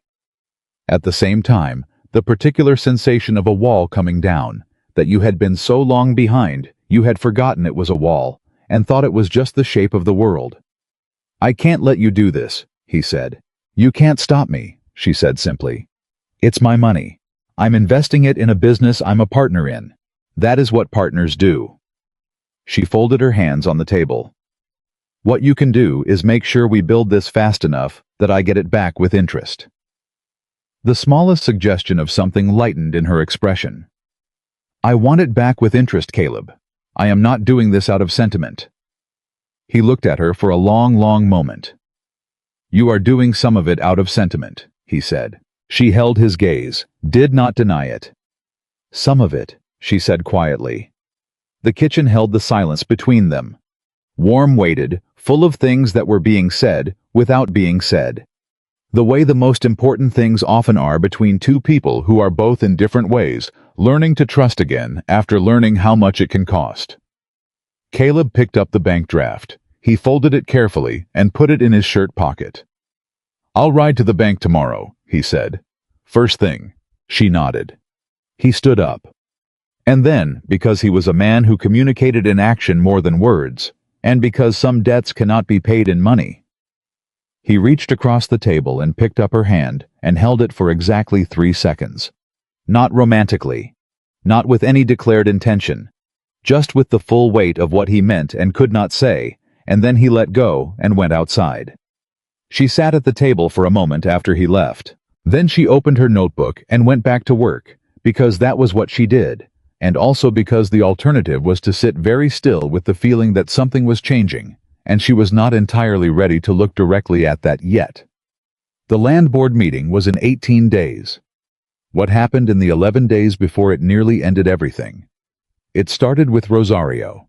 She came to Margaret on a Wednesday morning, with her eyes down and her hands folded in front of her, which was the posture of someone delivering news they wished they did not have to deliver. A man came to my house last night, Rosario said. "A man who works for Mr. Harlan. He told me that if I continue to work at Red Hollow Ranch, Mr. Harlan will make trouble for my brother's grazing permit." Margaret set down what she was holding. "What kind of trouble?" "My brother has a permit for 50 head on the eastern grassland. It comes up for renewal in November. Mr. Harlan sits on the grazing board." Rosario's voice was steady, but her hands were not. "My brother has 6 children." The kitchen was very quiet. "What did you tell the man?" Margaret said. "I told him I needed to think." Rosario finally looked up. "I came to tell you because I think it is right that you know. And because—" She stopped. "Because what?" "Because I have worked for people who would not have wanted to know," Rosario said. "Who would have been angry at me for telling them, instead of angry at the man who sent the message." Margaret crossed to her and put a hand on her arm. "You tell Caleb about your brother's permit," she said. "Today. Everything." She paused. "And then you come back to work tomorrow.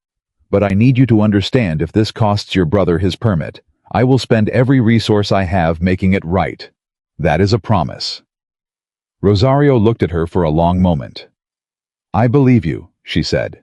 Caleb's reaction to the news about Rosario's brother was the quietest form of fury Margaret had yet witnessed in him. No raised voice, no visible agitation, just a stillness that was somehow louder than shouting would have been. "He threatened her family," Caleb said.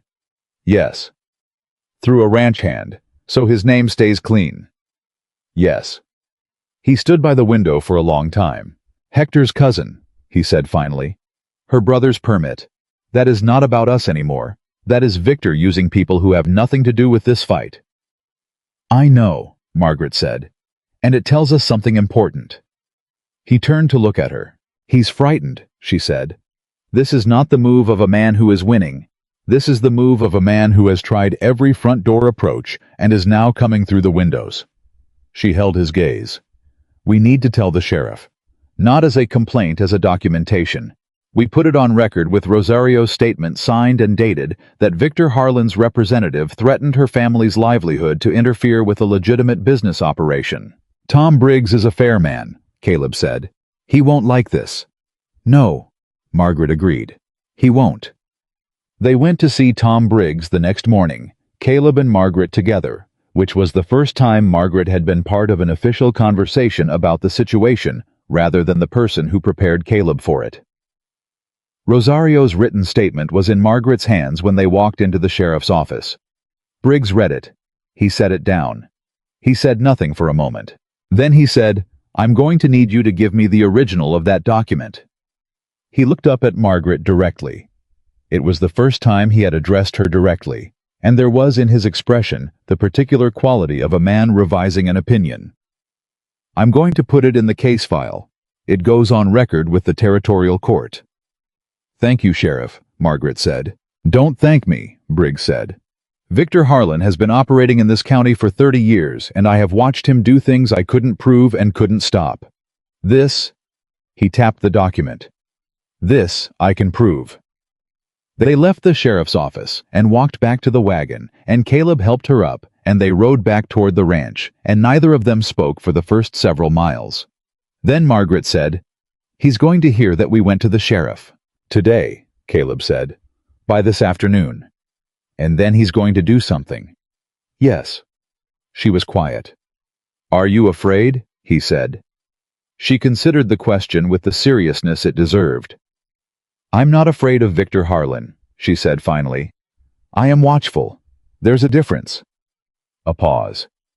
"I spent 4 days in a canyon alone, believing I might die there. After that, a man in a nice suit trying to destroy a business venture feels like a more manageable problem." Caleb almost smiled. "Most people wouldn't say that."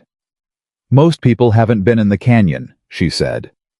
What Victor did when he heard about the sheriff visit was not what either of them expected. He did not come to the ranch. He did not send a message. He did not make threats or legal maneuvers. He went to the town newspaper. The Millstone Courier was a 4-page weekly produced by a man named Gerald Fitch, who had the journalistic ethics of a man who needed to sell papers and the backbone of a man who owed money to the Harlan Bank. The edition that came out on Thursday had a story on the front page under the headline, Questions raised about woman operating business from local ranch. It did not use Margaret's name. It did not need to. It described in careful and technically accurate but deeply misleading terms. A woman of unknown background who had arrived at a local ranch under unclear circumstances and was now operating a commercial food business, with questions being raised by community members about her character and intentions. It quoted no named sources. Every question it raised was phrased as a community concern, which meant it was Victor Harlan's voice, wearing the costume of the public interest. Caleb read it at the feed store on Thursday morning when someone left a copy on the counter. He read it twice. Then he put it down and walked out of the feed store and stood in the street for a moment and did something he almost never did. He prayed. Briefly, and without particular eloquence, for the patience to handle the next part correctly. Then he picked the paper back up, folded it, put it under his arm, and rode back to Red Hollow. Margaret was in the kitchen when he came in and put the paper on the table.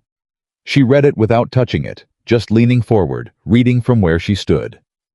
When she finished, she straightened up. She did not cry. She did not show him the flash of the old wound this time. What she showed him was something he had not seen from her before. A cold, clear, absolute fury, quietly held like a fire in a furnace that is built to contain exactly this temperature. "All right," she said. Just those two words. "Margaret." "I need an hour," she said. "Alone. I need to think." He left the kitchen. He went to the barn and worked and gave her the hour. When he came back, she was at the desk. She had written 4 letters. She placed them in front of him. "The first is to Gerald Fitch," she said. "It requests a meeting and informs him that I am prepared to provide documented evidence of my background, my savings history, my work history, and the specific financial contributions I have made to Red Hollow Territorial Court." She pointed to the second letter. "This is to Edna Morrison. I am asking her to call a meeting of the Women's Sewing Circle, at which I will be present and will answer any question anyone has about who I am and what I am doing here." Third letter. "This is to Dale Morrison, asking him to bring the matter of Gerald Fitch's article to the town council as a matter of journalistic accuracy." She paused at the 4th letter. "Who's that one to?" Caleb said. "My cousin in Cheyenne," she said. "I'm asking him to send me every document he has about my life in Missouri. Employment records, banking records, a letter from my former employer. Anything that can be placed in front of a room of people and examined." She looked at Caleb. "Victor Harlan is betting that I am ashamed of who I am, and that I will run from being examined. He is wrong." Caleb looked at the 4 letters laid out on the desk. He thought about the woman in the canyon calling out when no one was coming. He thought about the woman who had walked into Millstone's Main Street, knowing people were watching, and had walked straight ahead. He thought about the woman who had put $240, everything she had, her life's reserve, the thing she had built since she was 19, so that no one could ever have complete power over her, on the table for a ranch that was not hers. He picked up the letters. "I'll ride these to town today," he said. "There's one more thing," she said. He stopped. "The article doesn't name me," she said. "But I want to name myself. I want to write a letter to the Courier under my own name, with my own signature, responding to every implication in that article directly." She held his gaze. "Gerald Fitch may not publish it, but when he doesn't, that becomes part of the record too." "Write it," Caleb said. "I'll take it with the others." She sat down and wrote it. He watched her write. She did not draft it. She wrote it straight through without crossing anything out, which told him she had composed it in her head during the hour alone in the kitchen. It was 3 paragraphs. It was precise, dignified, and devastating in the specific way that plain truth is devastating when it is placed next to manufactured insinuation. She signed it Margaret Ann Ellis and handed it to him. He read it. "This is good," he said. "I know," she said, without arrogance, with the simple accuracy of a woman who knew her own work. He rode to town. Gerald Fitch received the letter in his office and read it while Caleb stood on the other side of the desk and watched his face. Fitch was a small man with ink-stained fingers and the expression of someone who made small decisions every day and lived in the anxiety that one day a decision would be less small than he expected. This was that day. "I'll need to consider whether to publish this," Fitch said carefully. Consider it carefully, Caleb said. Because the woman who wrote it is going to be standing in front of the Agricultural Land Board in 8 days with documentation of everything. This letter says, and the people on that board are going to know whether your paper had the chance to print the truth and chose not to. Fitch looked at the letter again. I'll run it next Thursday, he said. Next Thursday is after the land board meeting, Caleb said. A pause. Tuesday, Fitch said. Special edition. Caleb nodded and left. He was 2 streets from the newspaper office when he ran into Victor Harlan. Not by accident. Victor was standing outside the bank with 2 men. Caleb did not recognize. Well-dressed, not local. The specific manner of men who came from somewhere with money and had been sent to do something with it. Victor looked at Caleb with an expression that was trying to be neutral and not quite managing it. Caleb, he said. Victor. Caleb stopped. He looked at the 2 men. I don't know your friends. Business associates, Victor said. From Denver. Caleb looked at them again. Something moved in his chest, the cold, slow thing again, worse than anger. Denver. The Harlan Bank's parent institution was in Denver. He looked at Victor. You're selling the loan, he said.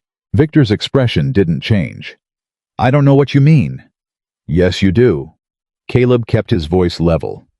You're selling the debt to someone in Denver who doesn't know me and doesn't have a relationship with anyone in this county and won't care about a territorial complaint filed against an institution they have no connection to. He stepped forward. How much are you selling it for, Victor? Less than face value. Are you cutting your losses because you know the complaint is going to move? Victor looked at him with the particular contempt of a man who has been understood. You have until November 1st, Victor said. Whatever you think is coming, the debt is still the debt. The debt is still the debt, Caleb agreed. And we made a $200 payment to your bank 8 days ago. You know what that means. He held Victor's gaze. It means whoever buys this loan is buying something that is being paid. That is not as simple to call in as you're telling them it is.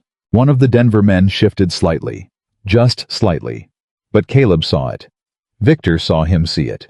Something moved in Victor's face, the first real thing Caleb had ever seen move there beneath the performance of a man who was always in control.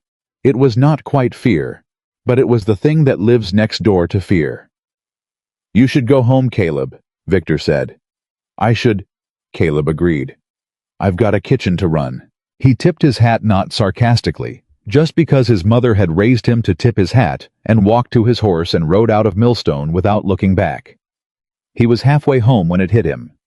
Victor was selling the loan because the territorial complaint was working.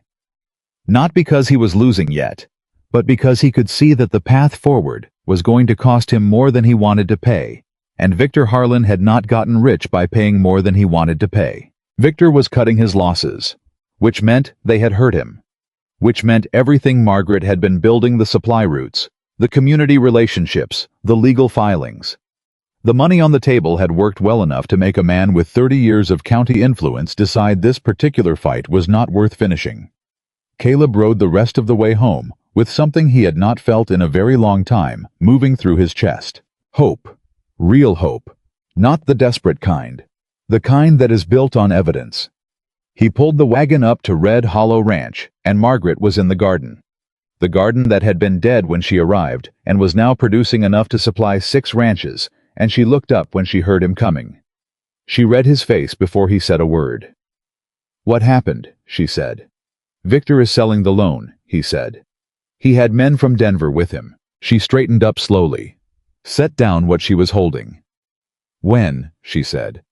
I don't know, but he's cutting his losses. He looked at her. That means it worked, Margaret.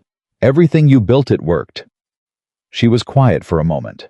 Something moved across her face that he rarely saw there. Not triumph, not satisfaction, but something more complicated and more real than either of those. The particular expression of a person who has been fighting for so long towards something that when it finally starts to come, they do not quite know how to stand in it yet. It's not over, she said. No, he agreed. The land board is in 8 days, and whoever buys that loan, I know. She nodded slowly. But it's turning. She looked at him. It's turning, Caleb. He stepped down from the wagon and walked to where she was standing in the garden. This garden that had been dead and was alive. This place that had been dying and was not anymore. And he looked at her in the afternoon light and said, "None of this would exist without you." She looked back at him. The thing in her expression that she did not usually let him see was still there. The openness. The wound that was also something else.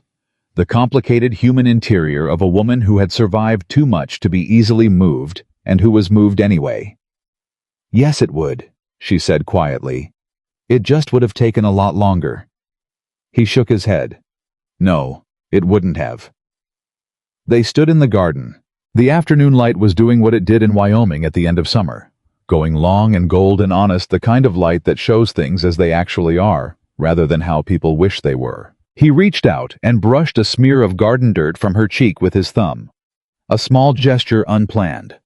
The kind that happens when the body does something true before the mind has a chance to deliberate, and his hand stayed at the edge of her face for just a second longer than the task required. She did not move away. She looked at him with eyes that were clear and tired and present, and something else, something she was not hiding anymore. "Caleb," she said softly. "I know," he said. He lowered his hand. They went inside. Behind them, the garden grew in the long light. In the kitchen, the lamp was already burning. In 8 days, there was a land board meeting and a newspaper letter, and a loan that was moving towards strange hands, and a legal complaint that was working its way through a territorial court. There was still everything to fight for. But standing in that garden in that light, both of them had understood something that neither had yet put into words, that what they were fighting for had grown somewhere in the last 6 weeks into something larger than a ranch. And neither of them was afraid of that. Not anymore. The Millstone Courier ran Margaret's letter on Tuesday morning, 2 days before the land board meeting. Gerald Fitch had not changed a word of it. Whether that was courage or calculation, the recognition that printing the truth was safer than the alternative, now that a territorial complaint was on record, Caleb could not say. What he could say was that by Tuesday afternoon, he had heard from 3 separate people that the letter was being read aloud in the feed store, that Edna Morrison had read it at the sewing circle, and then folded it carefully and put it in her pocket like something worth keeping, and that a cowboy from the Dalton spread had ridden 6 miles out of his way to stop at Red Hollow and tell Margaret personally that he thought it was the finest thing he had read in the Courier in 10 years. Margaret received that last piece of news with her hands still in bread dough and said, "Tell him thank you," and went back to work. Caleb told the cowboy. The cowboy rode away, looking like a man who had delivered something important. The sewing circle meeting had happened the previous Saturday.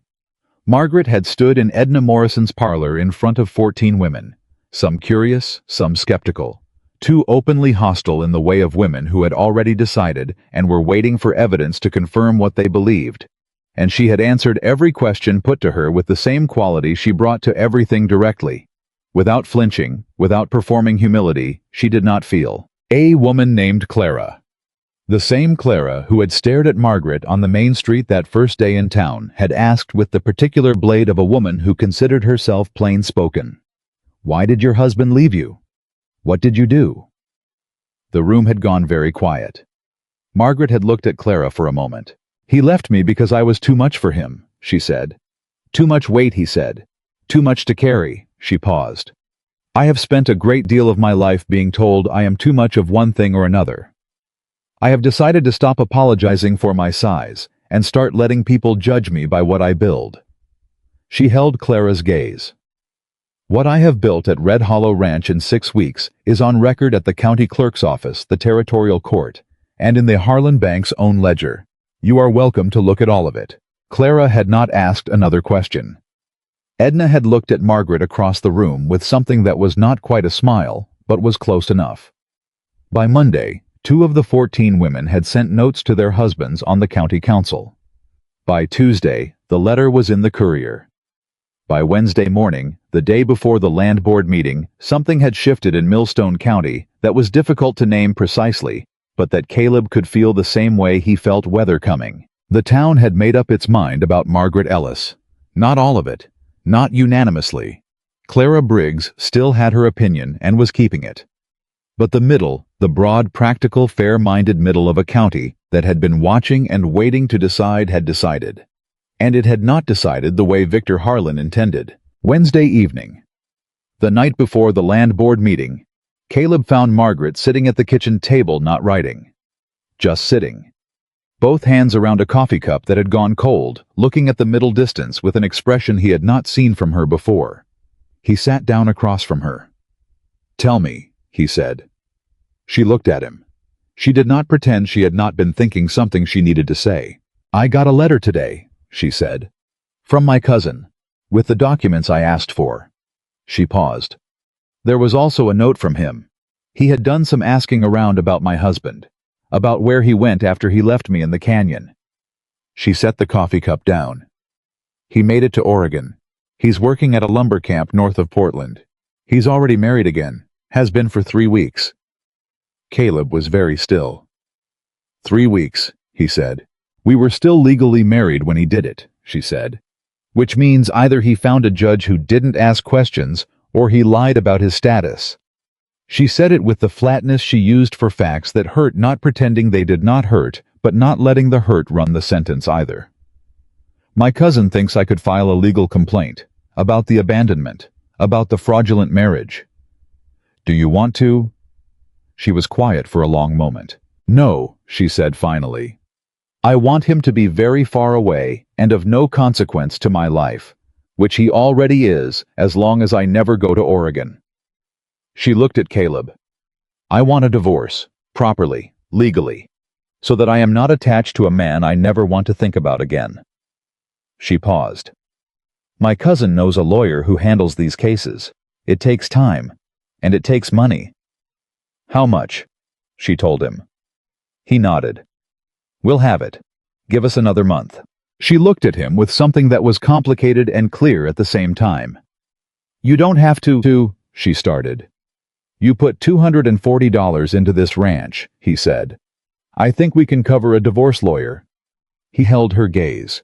"That is not charity. That is a partner making sure her legal situation is sound, which is in the interest of the business."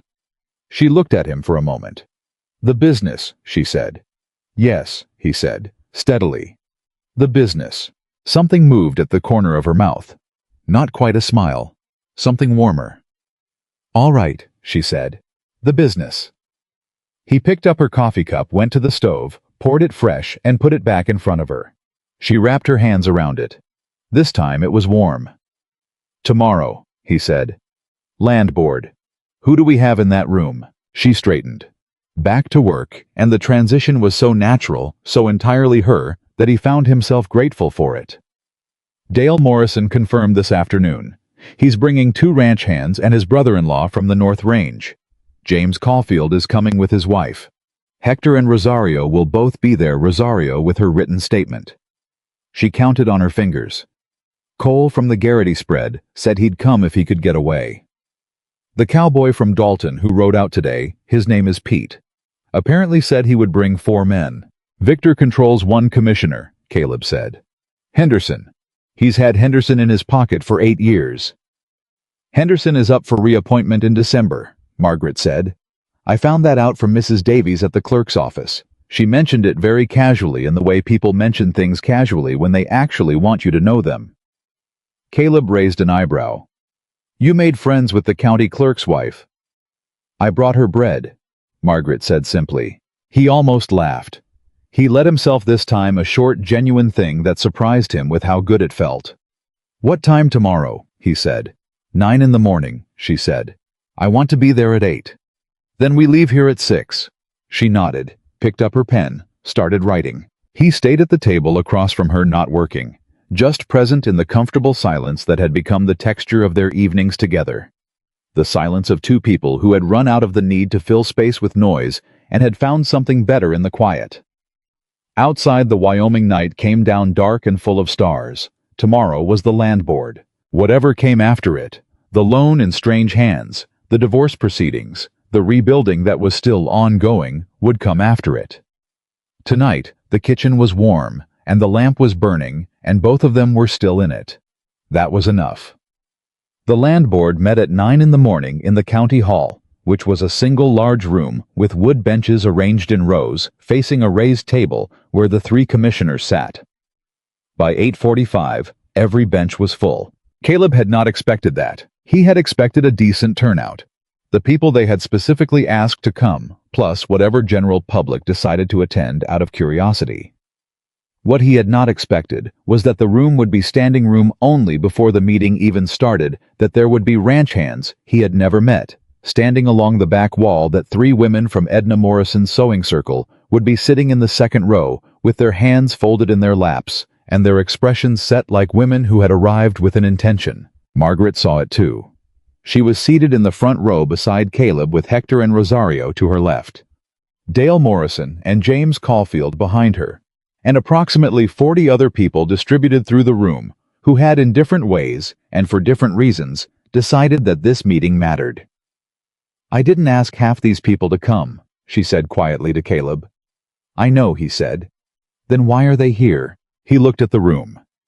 Pete from the Dalton spread, who he now knew was 23 and had been working cattle since he was 15 and had a mother in Kansas who he sent money to every month, was standing at the back with 4 other Dalton cowboys. Cole from the Garrity spread was in the third row, looking like a man who had decided something. 2 families from the North Range, who Caleb barely knew, were seated together near the window. "Because word traveled," Caleb said. "Because the letter in the courier traveled. Because you went to that sewing circle and stood up and told the truth and it traveled." He paused. "Because people have been waiting to push back against Victor Harlan for a long time, and this is the first time it looked like someone might actually be doing it." Margaret was quiet. She was looking at the room with an expression he had not seen from her before. Not overwhelmed, because she was not easily overwhelmed, but something softer and more unguarded than her usual directness. The expression of a woman who had spent a long time believing she was fighting alone and was looking at evidence that she was not. Victor Harlan arrived at 8:58 with his lawyer and took a seat across the aisle. He looked at the room, and his expression did not change, but something around his eyes tightened in the specific way of a man who has miscalculated the size of something. The 3 commissioners took their seats. Henderson Victor's man was in the center. Dale Morrison's connection was a man named Aldridge on the left. Gray-haired, careful, the kind of man who did his homework. The 3rd commissioner, a woman named Pratt, who had been appointed by the town council, had the alert expression of someone paying close attention to everything. The chairman Henderson opened the meeting. He read the complaint. "Commercial food production operation on agricultural residential land. Potential violation of the 1871 County Land Use Ordinance. Request for cessation of operations pending review." When he finished reading, he said, "Does the party named in the complaint wish to respond?" Caleb stood. He had talked with Margaret about who should speak. She had said it should be him, that in this room with this board, at this moment in the county's history, the voice that would be heard most clearly was a Thornton, because the Thornton name had been in this valley for 20 years and carried a specific weight that hers did not yet. She had said it without resentment, as a tactical assessment, and he had recognized she was right, and was grateful she had said it, rather than waiting for him to figure it out. "My name is Caleb Thornton," he said. "Red Hollow Ranch has been in my family since 1867. My father built it, and I have worked it for 20 years. He paused. 6 weeks ago, my partner Margaret Ellis began operating a kitchen supply business from the ranch property. We sell bread-preserved vegetables, smoked meat, and dried goods to neighboring ranches. In 6 weeks, we have served 15 ranches, employed 3 workers, generated $112 of taxable income, and made a $200 payment toward a debt at the Harlan Bank." He looked at Henderson directly. "I have here a statement from the county clerk confirming that the agricultural commerce exemption covers ranch-to-ranch food sales. I have statements from 8 ranch foremen confirming that our operation has been beneficial to their workers. I have documentation of every transaction we have conducted." He put the papers on the table in front of the commissioners. "I am also asking this board to consider who filed this complaint and why, and whether the 1871 ordinance this complaint is based on has ever in its 56-year history been used for any purpose other than the specific situation it was written for." Henderson said, "The complaint was filed by Victor Harlan's bank," Caleb said. "Yes, the same Victor Harlan who has made 3 attempts to purchase Red Hollow Ranch, who unilaterally changed the terms of our loan in a manner now under review by the territorial court, and whose representative recently threatened the family of one of our employees with interference in their grazing permit." He paused. "That employee is present today and has provided a signed statement to the county sheriff." The room was very quiet. Victor's lawyer was writing something. Victor was looking at Caleb with an expression that had gone completely flat. Commissioner Pratt leaned forward. "Mr. Thornton, the loan you mentioned, the one under territorial review. Can you elaborate?" "The original loan term was November 1st, Caleb said. "The Harlan Bank sent a letter in August moving the deadline to October 1st without our written consent and without any provision in the original documents authorizing such a change. A lawyer in Cheyenne has reviewed the original documents and the change letter and has confirmed that the change was not legally enforceable." He paused. "The territorial court has that documentation." Commissioner Aldridge looked at Henderson. Henderson looked at his papers. It was a small moment, 3 seconds, maybe 4, but Caleb felt it, and from the front row he saw Margaret feel it too, a slight shift in her posture that meant she had read the room and liked what she read. Victor's lawyer stood. "If I may." "You'll have time to respond," Pratt said without looking at him. She was still looking at the documents Caleb had placed on the table. "Mr. Thornton, the employee who was threatened, is she present?" "Yes, Commissioner." "I'd like to hear from her directly." Rosario stood. She was a small woman, but she stood with a stillness that was its own kind of size. She spoke clearly. She described the man who had come to her house, what he had said, whose name he had invoked. She handed her written statement to the commissioner's aide. She sat down. Henderson cleared his throat. "This is a land use matter," he said. "Personal disputes between parties are not. They are relevant," Pratt said, "when they suggest that a complaint has been filed in bad faith." She looked at Henderson with the expression of a woman who had been on this board for 4 years and had been patient for most of them. "I move that we table the complaint pending full review of the agricultural exemption and the status of the territorial case." All in favor. Aldridge said, "Aye." Henderson said nothing. Pratt said, "Motion carries 2-1. The complaint is tabled." Victor Harlan stood up. "This board does not have the authority to—" "Sit down, Victor." It was Dale Morrison from the 3rd row in the flat, unhurried voice of a man who had been a rancher for 30 years and was not impressed by money in a suit. "You've said enough in this county for long enough." Something moved through the room. Not applause. This was not an applause crowd. But a shift, a settling, the collective exhale of people who had been holding something and had been given permission to put it down. Victor sat down. His lawyer leaned close and said something. Victor shook his head once, short and sharp. The board adjourned. Caleb turned to Margaret.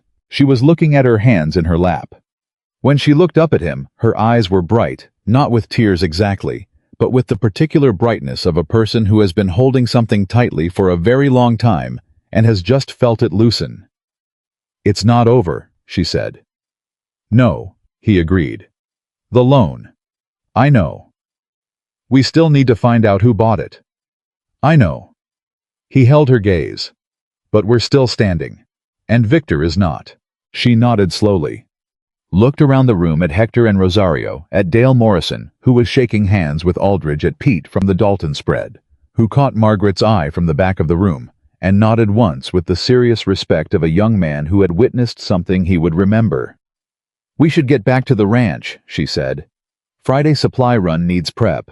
He almost said something about the fact that they had just won a significant battle in front of half the county, and her first instinct was to go prep for a supply run. He stopped himself. Because that was who she was, and it was one of the things he had come to understand was not a flaw, but a foundation. She kept moving. She kept building. Even when, especially when there was reason to stop and rest. "All right," he said. "Let's go home." They were halfway to the wagon when Victor Harlan stepped into their path. Not aggressive, he was too controlled for anything that visible, but deliberate. His lawyer was a step behind him, and his face had the particular settled quality of a man who has lost one battle and is already positioned for the next. "Caleb," he said, "I want you to know something." Caleb stopped. Beside him, he felt Margaret still. "The loan was sold this morning," Victor said. "Before this meeting. It's done." He paused, letting that land. "The new holder is a land investment company out of Denver. They don't have a relationship with this county, and they don't care about territorial complaints filed against an institution they have no connection to." He looked at Caleb steadily. "The terms of the original loan still apply. November 1st, $340. Another pause. "Less the $200 you paid, of course. So $140. He tilted his head slightly. "How does your kitchen operation look for the next 6 weeks, Caleb?" Caleb did not speak. He was running the math. $140 in 6 weeks. Their current rate was $60 a week on a strong week. It was possible. It was tight, and it was possible, and Victor knew it. "I want this to end well for you," Victor said. "I always have. Sell me the land and pay off the remaining debt with the proceeds and walk away clean. The woman gets her $200 back." He glanced at Margaret for the first time, briefly, dismissively, the glance of a man acknowledging something he has already discounted. "Everybody moves on." Caleb felt Margaret move beside him, not toward Victor, not in agitation. Just a slight shift of weight that meant she was about to speak and had decided the thing she was going to say. "Mr. Harlan," she said. Victor looked at her. He had not expected her to speak. That much was visible in his expression. The microscopic recalibration of a man who had not included her in his calculations. "I want to make sure I understand you correctly," she said. Her voice was perfectly level. "You are offering to buy a ranch whose kitchen operation has served 15 ranches in 6 weeks, generated documented taxable income, and built enough community support to fill a county hall at 9 in the morning, and you are making that offer today, the day after a territorial court accepted a fraud complaint against your bank, because you believe we are desperate enough to say yes." Victor looked at her. "That's a business offer," he said. "Nothing personal." "I know it isn't," she said. "Personal would require you to see me as a person." She held his gaze without heat, without performance, just with the clear, direct, entirely unafraid quality that was fundamentally Margaret Ellis. "We decline." She walked past him. Caleb looked at Victor for one more second. "You heard her," he said. He tipped his hat and followed Margaret to the wagon. They were 3 miles outside of Millstone before either of them spoke. It was Margaret who broke the silence. $140, she said. 6 weeks. Yes. Our current weekly average is $54. 6 weeks at 54 is $324. We won't average 54 every week, she said. Some weeks are slower. She was working the numbers in her head. He could see it in her face. Realistically, if we expand to 3 new ranches and get the North Lumber Camp account that Caulfield mentioned, which I've been corresponding with, we can average 65 a week. 6 weeks at 65 is 390, Caleb said. More than enough. But the Denver company, he said. Do they have the right to change terms the way Victor tried to? No, she said. The loan documents are fixed. The lawyer in Cheyenne confirmed that. Whoever holds the debt inherits the original terms. November 1st, no earlier, no unilateral changes. She paused. I wrote to the lawyer this morning and told him to expect the sale. He said he would file a notice with the Denver company informing them of the territorial complaint and advising them that any attempt to alter terms would be met with immediate legal response. Caleb glanced at her. You wrote to him this morning. Before the land board meeting, she said. I expected Victor to sell the loan. It was the logical move, cut his losses, get the debt off his books before the territorial case progressed, and hand us a new problem in the shape of strangers who don't know us. You planned for it. I planned for the possibility of it, she said. There's a difference. She looked at him. Are you bothered that I do that plan ahead without always telling you first? He thought about it honestly. A few weeks ago, the answer might have been different. Now, no, he said. I've learned that when you're planning, you're protecting something. I'd rather you plan than not.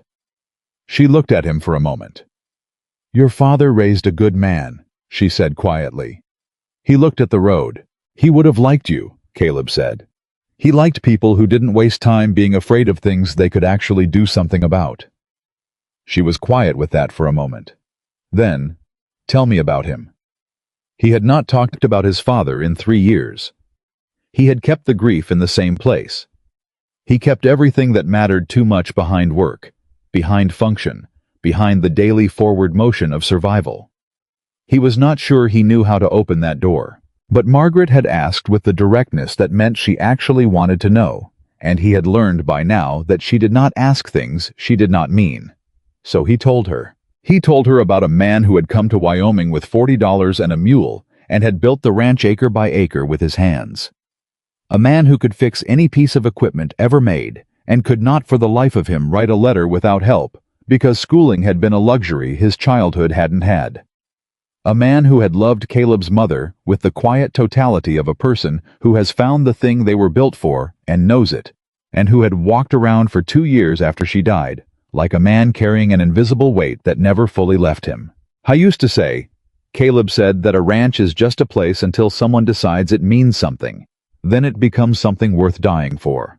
He paused. "He died before he could see it fail. I used to think that was lucky. Lately I think he would have preferred to fight." Margaret said nothing for a moment. Then, "He's seeing it now," she said. "Whatever that looks like from wherever people go." She paused. "And I think he'd say the ranch stopped failing the morning you didn't ride past a broken wagon in a canyon." He looked at her. She was looking at the road ahead, but there was something in her profile, the set of her jaw, the slight softness around her eyes that told him she meant it more than she was letting show. They drove in silence for another mile. Then Caleb said, "The lumber camp. You've been corresponding with them." "For 2 weeks," she said. "They have 40 men and a cook who left last month and no replacement. They want 300 pounds of bread per week and whatever preserved goods I can provide." She looked at him. "It's the largest single contract we could sign. It would change everything about our revenue picture." "Why didn't you tell me?" "Because I wasn't sure it was going to come through," she said. "And because—" She stopped. "Because what?" A pause. "Because sometimes I am still deciding how much to share before I know if it's real. Old habit." She looked at him. "I'm working on it." He nodded. "Tell me next time, even if it's not sure." "All right," she said. "Even if it's not sure." They pulled into Red Hollow in the late afternoon. Hector and Rosario were already back. They had taken a different route, and Rosario was starting dinner, and Hector was in the barn, and the kitchen smelled like something that meant people lived here and worked here and were not leaving. Caleb unhitched the horse and put him up and came back inside to find the table set for 4, and Margaret at the stove taking over from Rosario, with the ease of 2 women who had been working together long enough to move in the same kitchen without collision. He sat down at the table. "I thought about everything that had happened in the past 8 weeks. The canyon and the broken wagon and the woman who wouldn't stop calling. The ledger with its terrible numbers and the kitchen that smelled like nothing. $12.40 and the beginning of something. Victor Harlan and his patient ambitions and the morning they started to break them. The sewing circle, the newspaper, the land board, and a room full of people who had decided to be there. $140 in 6 weeks. It was possible." He looked at Margaret at the stove. He thought about the brush of his thumb against her cheek in the garden the previous week, and the second that had followed it, and the words she had said his name, just his name, in a voice that was softer than her usual voice, and meant something he was not ready to examine at full volume, but could not stop hearing. He thought about a woman who had been told she was too much to carry. He thought about how wrong that was. Not in the abstract, specifically, precisely in the concrete reality of what he had watched her do. Carry a dying ranch back to life. Carry a legal battle against a man who had 30 years of influence on his side. Carry the weight of other people's doubt and cruelty, and still get up before dawn every Friday to make bread for people who had called her a grifter. He thought, she is not too much.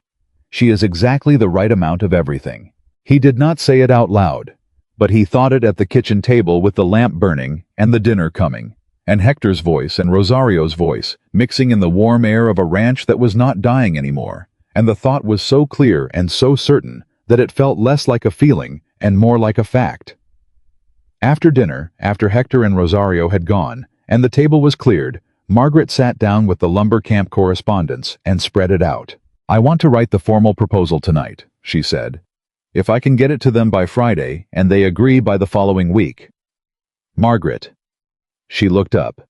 He was looking at her with an expression she had not seen from him before, or rather, she had seen the edges of it in the garden in the kitchen, in a dozen small moments that she had been carefully not examining too directly, because examining them felt like walking toward something she was not sure she was ready for. "The lumber camp proposal will wait 20 minutes, he said.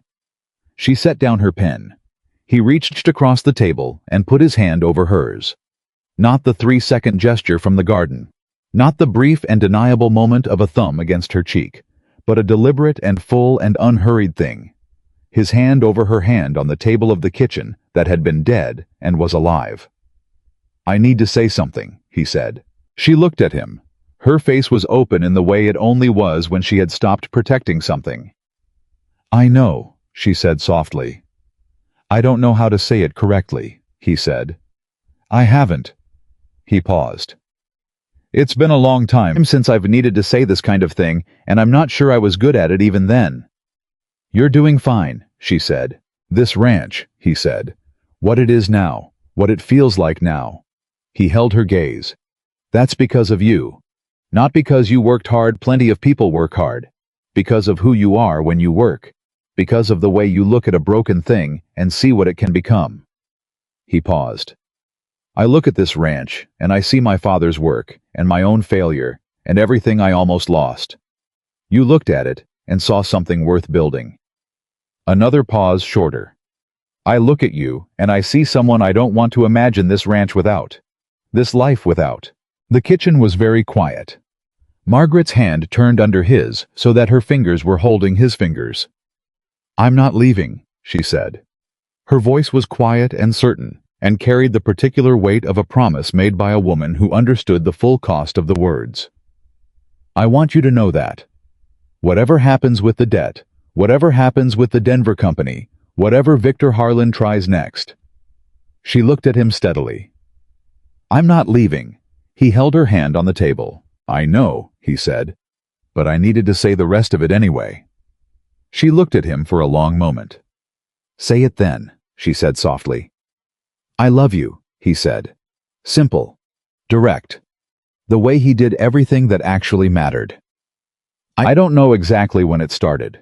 Somewhere between the ledger and the first supply run and the garden and all the mornings you were up before the sun making something out of what I'd given up on. He paused. "I love you, Margaret." She was quiet. He watched her face, watched the thing move through it that she usually kept, contained the full complicated human interior of a woman who had been abandoned in a canyon and had built herself back and had been very, very careful about what she let herself want. "I have not let myself," she started. Stopped. Started again. "I decided a long time ago that I would not depend on feeling loved. That I would build something solid enough to stand on its own so that love was—" She stopped again. "Extra," he said quietly. "Yes." She looked at him. "But it is not extra with you. It has not felt extra for weeks." Her voice was not shaking. It was steadier than usual in the way that things get steady when they are held very carefully. "I love you too. I have been not saying it because saying it felt like something that could be taken away." "It won't be," he said. "You can't promise that." "No," he agreed. "But I can promise that I will not be the one to take it." He paused. "And I think that matters." She looked at him for a long moment.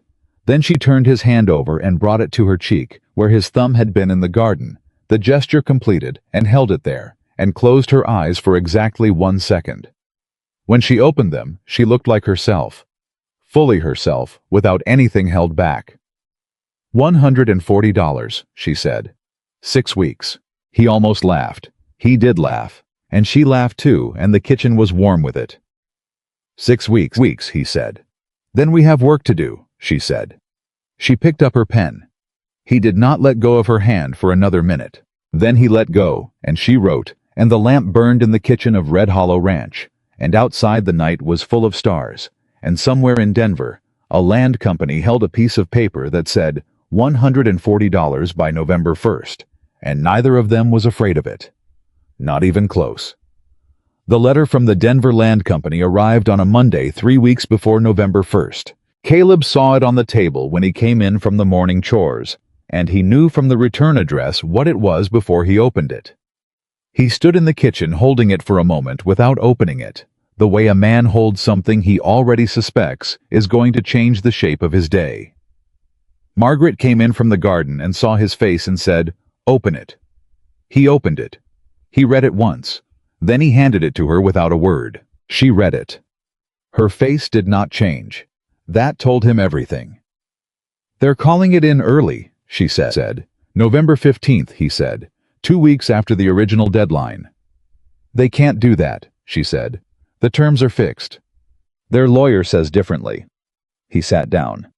"They're claiming the sale of the debt constitutes a new lending agreement, and that the original fixed terms applied only to the Harlan Bank as the original creditor." Margaret set the letter on the table. She stood very still for a moment. The kind of still that meant something was moving very fast underneath it. "That is not the law," she said. "A debt sale transfers the obligation as it exists. The terms travel with the debt. That is basic contract law." "I know," Caleb said.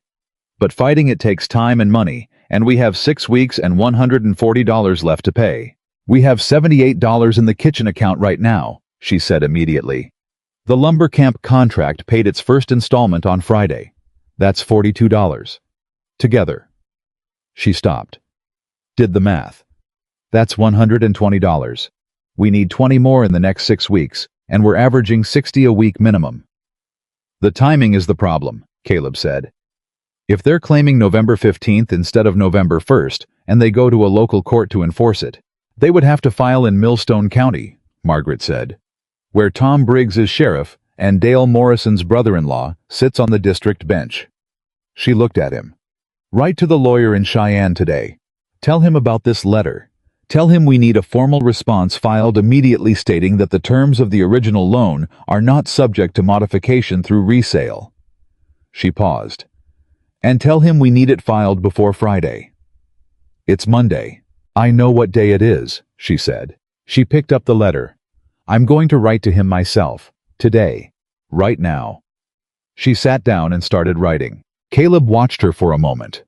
This woman who had arrived at his ranch in August with nothing and was now sitting at his kitchen table, writing legal correspondence with the focused authority of someone who had decided that the law was a tool like any other, and she intended to use it, and something moved in his chest that was by now a familiar thing, though it had not lost any of its weight.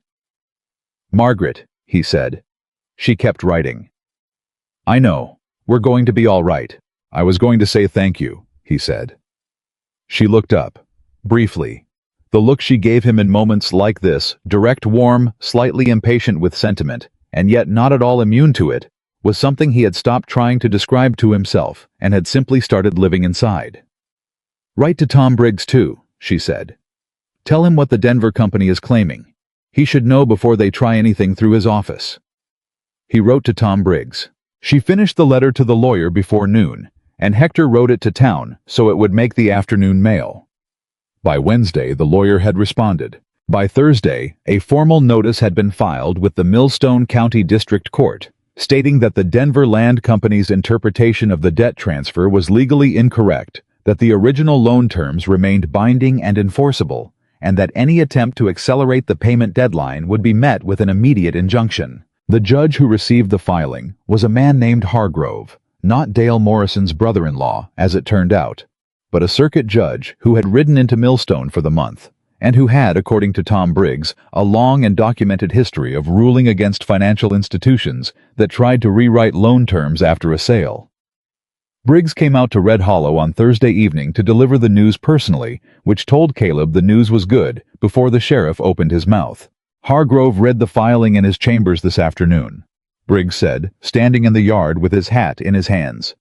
He issued a temporary order this evening blocking any enforcement action by the Denver company until the original loan terms can be verified in court. He paused. He also said, and I'm quoting him directly because I thought you'd want to know the exact words he said, the Denver company's argument was, quote, the weakest legal position he had seen in 12 years on the circuit. Caleb let out a long breath. Margaret, standing beside him, said nothing for a moment. Then she said, when is the verification hearing? October 23rd, Briggs said. 8 days from now. Can they challenge the original terms at the hearing? They can try, Briggs said. Hargrove will let them present their argument. But he's already seen the original documents and the sale letter, and... He paused. Let me put it this way. I have watched Judge Hargrove run court hearings for 11 years. When he has already made up his mind, he gives the losing side exactly 3 minutes and 45 seconds before he interrupts them. I have timed it. Margaret looked at Briggs for a moment. Thank you, Sheriff, she said, for everything. Briggs turned his hat one more time. I'll tell you something, he said. When Victor Harlan came to my office 4 months ago with that ordinance complaint, I knew what it was. I knew it the way you know when something smells wrong before you can see what's rotting. He looked at Margaret directly. I should have said it then. I'm saying it now. What you've built here is legitimate, and it's good, and this county is better for it. I'm sorry it took this long for that to be official. He put his hat back on and rode away. Margaret watched him go. Then she turned and went inside without a word. Caleb followed her. She was standing at the stove with her back to him, and her shoulders were doing something he had not seen them do before. Not shaking, but held in the tight, controlled way of someone who was managing something that wanted badly to come out. He walked to her and put his hand on her shoulder. She turned around. Her eyes were bright, not overflowing. Margaret Ellis did not overflow. It was not her way, but bright with the accumulated pressure of 4 months of fighting. 4 months of being called a grifter and a fraud, and too much to carry 4 months of getting up before dawn and building something out of nothing and refusing to let any of it break her. It's almost over, he said. Almost, she said. Her voice was steady, barely. You did this, he said, Ed. All of it. We did this, she said. He shook his head. I would have sold the ranch to Victor Harlan in September, he said. I was 3 days from doing it. I didn't have another move. You had 12 moves I hadn't thought of. He looked at her. I would have lost everything. You came in and you saw what I couldn't see, and you built something I didn't know was possible. He paused. That is not we. That is you. She looked at him for a long moment. You stopped in a canyon, she said, when no one would have blamed you for riding past. That was the smallest possible thing. It was the only necessary thing, she said. Without that, none of the rest exists. She put her hand flat against his chest, not grasping, just present the way she was present in everything, with full and direct intention. You stopped Caleb. That matters more than you let yourself believe. He covered her hand with his. They stood in the kitchen of Red Hollow Ranch in the early evening of an October Thursday, with 8 days until a court hearing, and $120 in the account, and 6 weeks of supply runs, and a lumber camp contract, and a legal complaint working its way through the territorial court, and a judge who had already made up his mind, and both of them knew in the way, you know, things that have been earned rather than assumed that they were going to be all right. Not just all right. Something more than that. Something they had both stopped letting themselves imagine before they met each other, and had started carefully, and then less carefully, imagining again. The October 23rd hearing lasted 47 minutes. The Denver company's lawyer presented their argument. Judge Hargrove let him speak for 3 minutes and 50 seconds before interrupting slightly longer than Briggs's average, which Margaret noted quietly to Caleb as they sat in the front row of the small courtroom, and which almost made him laugh in the middle of a legal proceeding, which would have been deeply inappropriate, and which he managed barely to suppress. The judge ruled from the bench. Original loan terms binding. Denver company's claim of modified terms rejected. Payment deadline confirmed as November 1st. No provision for early enforcement. Additionally, and this was the part the lawyer in Cheyenne had been building toward for 2 months, the judge formally referred the matter of the Harlan Bank's unilateral deadline change to the territorial court for review as a potential case of creditor fraud. Victor Harlan was not in the courtroom. His name was spoken 6 times during the proceeding. Each time it was spoken, it carried a little more weight and a little less authority, the way a name does when the story around it is changing. When they walked out of the courthouse, Dale Morrison was waiting on the steps. He shook Caleb's hand and then turned to Margaret and shook hers too, with the same firmness, the gesture of a man making a deliberate and visible point. "Dinner at our place Saturday," he said. "Edna's been planning it for 2 weeks. Don't say no." "We won't," Margaret said. Pete from the Dalton spread was standing further down the steps with 2 of his cowboys, and when he saw them come out, he put 2 fingers to his hat brim in the way of a man too young to have fully developed the vocabulary of these moments, but old enough to know one when he sees it. They drove home in the afternoon light. The fields on either side of the road had the color of late October, the particular gold and brown that Wyoming puts on in the weeks before winter, honest and unadorned. Margaret had her notebook open, but she was not writing. She was looking at the road. 11 days, she said. "Until November 1st, he said. "Yes. We have $143 in the account." She had counted that morning. "We need 140. "We have it," he said. "We have it as of this morning," she said. "I want to make the payment tomorrow, not November 1st, tomorrow." He looked at her. "Why?" "Because I want it done," she said simply. "I want to walk into whatever bank currently holds that debt and hand them the money and watch them mark it paid and take the receipt home and put it in the desk." She paused. "And because Victor Harlan is sitting somewhere right now calculating whether there is still a move he hasn't made, and I want him to find out we paid 11 days early before he finds the move." Caleb was quiet for a moment. "Tomorrow," he said. She closed her notebook. They rode the rest of the way home, in a silence that was not empty, but full of everything that had happened, and everything that was coming, and the particular quality of peace that is not the absence of difficulty, but the presence of something worth the difficulty. The next morning they rode to town together, which they had done many times now, but which still carried a specific quality. The 2 of them on the wagon on the main street of Millstone, the town that had called her a grifter and a fraud, and had slowly, person by person and week by week, changed its mind. The bank that held the debt was not the Harlan Bank anymore. The Harlan Bank had sold everything related to Red Hollow to the Denver company, who operated through a local agent, a thin man in a rented office on 2nd Street, who had been in Millstone for 2 months and had in that time made no friends.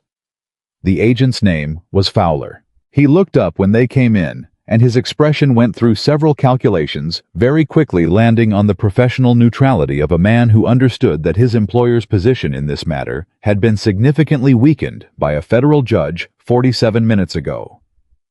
"Mr. Thornton," he said. "Miss Maine Ellis," Margaret said.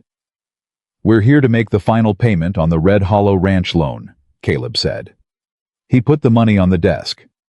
$140, in full. Fowler counted it. He counted it again. He wrote out a receipt. He stamped it.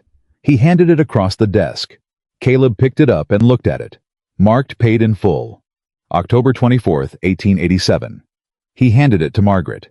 She looked at it for a long moment, both hands holding the edges of it the way she had held his bank draft in August carefully as something that mattered. Then she folded it once precisely and put it in the pocket of her dress. "Thank you," she said to Fowler with the genuine and slightly disconcerting politeness she deployed in situations where she had won and wanted the other party to know she was not gloating. They walked out of the office. On the boardwalk outside, Caleb stopped. He was holding the reality of it. Paid. Done. The thing that had been pressing against his chest like a stone since his father died gone. The ranch was his, fully, legally unencumbered. Margaret was watching him. "Say it," she said. "It's ours," he said. She looked at him. "It's yours," she said. "I'm the partner." "You're more than the partner," he said. "You know that." She held his gaze for a moment. "I know that," she said quietly. He reached out and took her hand on the boardwalk of Millstone's Main Street in front of whatever eyes were watching and held it. She let him. They stood there for exactly as long as they wanted to, which was longer than was strictly necessary, and not long enough by half. Then they got back on the wagon and went home.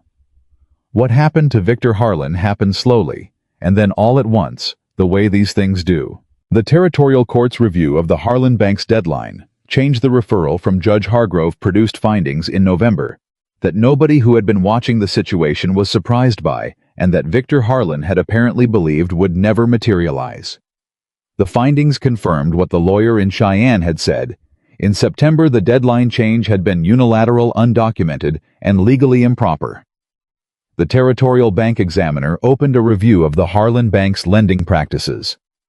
3 other families in Millstone County, emboldened by the public nature of the Thornton case, came forward with their own accounts of modified terms and pressured sales. By December, Victor Harlan was facing a territorial inquiry that was considerably larger than one debt dispute at one ranch in one canyon.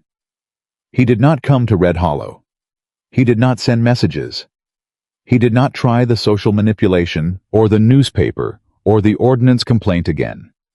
He became in the space of 2 months a man who had been very loud for a very long time and had gone quiet, and the quiet was more telling than anything he could have said. Caleb heard about it in pieces, the way news travels in a county, and he told Margaret each piece as it came in, and she listened and said very little, which meant she was processing rather than dismissing. One evening in December she said, "I don't feel victorious." He looked at her across the kitchen table. "What do you feel?" She thought about it. "Relieved," she said. "And tired. The good kind of tired. The kind that means something actually happened." She paused. "And a little sad, which I know doesn't make sense." "It makes sense," he said. "He hurt a lot of people," she said. "For a long time. And the fact that it's catching up to him now doesn't undo what he did to them." She looked at Caleb. 3 families. 3 families who lost things they shouldn't have lost. "We'll see if the territorial process gets them anything back," he said. "I hope it does," she said, and she meant it genuinely without performance the way Margaret meant things when she said them. "I hope they get something back." He reached across the table and covered her hand with his. She turned her hand and held his fingers. This was them now. This was the texture of their evenings, the kitchen, the lamp, the table, the work that was always ongoing, and the pauses between it that were becoming the part of the day both of them moved toward. The lumber camp contract had been signed in October and was running. 43 men eating Red Hollow bread and preserved goods 3 times a week. Hector had hired 2 more workers for the smokehouse. Rosario's brother's grazing permit had come up for renewal in November and had been approved without complication. The grazing board had apparently found in the aftermath of the territorial inquiry that they had very few remaining reasons to do Victor Harlan any favors. The supply routes had grown to 19 ranches. The kitchen was producing 6 days a week. The creek had come back with the autumn rains, not to full strength, but running properly, genuinely moving the sound of it, audible from the farmhouse on quiet mornings. The garden was already planned for spring. Margaret had seeds cataloged in the root cellar, organized by planting date in a handwriting that was small and precise, and had become as recognizable to Caleb as his own. On a Saturday evening in late November, they went to dinner at the Morrisons. There were 12 people around the table, Dale and Edna Hector and Rosario James Caulfield and his wife Pete from the Dalton spread, who had apparently become the kind of person who was invited to things now. Cole from the Garrity outfit, and 2 families from the North Range, whose names Caleb was still getting right consistently. It was loud. It was warm. People ate and argued and told stories and laughed at things that were genuinely funny, and some things that were only funny if you had been in Wyoming long enough to understand the specific humor of people who work hard in difficult country. At some point in the evening, Edna Morrison sat down next to Margaret and said something that Caleb could not hear from across the table. Margaret listened. Then she laughed the full, unguarded laugh that he had watched grow more frequent over the months. The laugh that changed her whole face, that he had first seen at the church social and had been looking for every day since. He watched her at that table in that room full of people who had decided she mattered, who had showed up to a land board meeting because of her, who wrote statements and sent letters and rode miles to say thank you for bread that tasted like something their mothers had made. And he thought about a woman who had been told for her entire life that she was too much, and who had turned out to be in fact exactly the right amount of everything. He thought about a canyon, about a voice, about a man who almost rode past. After dinner, Margaret was quiet in a full way rather than an empty way. The kind of quiet that meant she was holding something pleasant and not yet ready to put it into words. "What did Edna say to you?" he asked. She glanced at him. In the dark of the wagon, her face was all expression and no guard. "She asked me," Margaret said, "if I had considered staying in Millstone County permanently." He kept his eyes on the road. "What did you tell her?" "I told her I was already staying," Margaret said, "that it was not a question I was still considering." The wagon moved through the November dark. The stars were out, the full Wyoming star field that his father had told him was one of the things that made the territory worth everything it cost. "She also asked," Margaret said in a slightly different voice, "whether you had asked me to marry you yet." He was quiet for a moment. "What did you tell her?" "I told her not yet." He looked at her. She was looking at the road, but there was something in her profile that was absolutely aware of him. "Not yet," he said. "Not yet," she confirmed, calmly, as a statement of current fact and not a complaint. He looked at the road. "The divorce," he said. "It's not final until January." "I know," she said. "I wasn't—" She paused. "I was not implying anything. I was telling you what Edna asked." "I know," he said. "I'm just telling you why I haven't." She was quiet. "Why you haven't what?" she said carefully. "Asked," he said. Another silence. This one with more going on in it. "Caleb, I know the timing isn't right yet," he said. "I know there are things that have to happen first. The divorce, and you should have time to decide what you want this to be, without the debt and the legal fight pressing on everything. I want you to be sure without the crisis." He paused. "But I want you to know, so you have the full picture, so you're not waiting to find out something you could just know now." She turned to look at him. He looked back. "I know," she said softly. "I've known for a while." "And," he said. She let a moment pass, not torturing him, just holding the fullness of it. This woman who had always moved fast and had learned with him that some things deserved to be held before they were released. "And yes," she said, "when the time is right, yes." He reached over and took her hand. She held it. They drove the last mile home in a silence that was not silence at all, but the loudest kind of understanding. The kind that does not need to be performed or proved because it is simply true, and both parties know it, and that is enough. January arrived with the divorce decree final, and the territorial inquiry ongoing, and Red Hollow Ranch producing more income in its first full operating month than it had in any single year of Caleb's time running it on his own. Margaret framed the paid-in-full receipt from October and put it on the wall of the kitchen. Not prominently to the left of the window where she could see it when she was working. Caleb asked her why there specifically. "Because I spend most of my time at this window," she said, "and I want to remember what we started from." He looked at the framed receipt. "I want to ask you something," he said. She turned from the window. She looked at him, at this man who had stopped when he didn't have to, who had offered her shelter without conditions, who had shaken her hand across a kitchen table and said, "Partner," and meant it, who had held her hand in a garden and at a boardwalk and on a wagon in the dark, who had said, "I love you" simply and without decoration, because that was how he said everything that actually mattered. "Yes," she said, before he asked, because she already knew, and she was done waiting for the right moment, when this moment standing in the kitchen, where everything had started, was exactly right. He looked at her. "I haven't asked yet," he said. "I know," she said. "Ask." He crossed the kitchen. He stood in front of her, this man in a working ranch kitchen on a January morning with flour on the counter and the creak audible from outside, and 19 supply routes running, and a lumber camp contract, and a legal case that was still grinding its way toward justice, and a receipt on the wall, and seeds in the root cellar, and a garden waiting for spring. He took both her hands. "Margaret Ann Ellis," he said. "Will you stay?" She looked at him. Her eyes were clear and warm, and entirely unguarded the face she had learned slowly and at real cost to show him, and only him. "I already am," she said.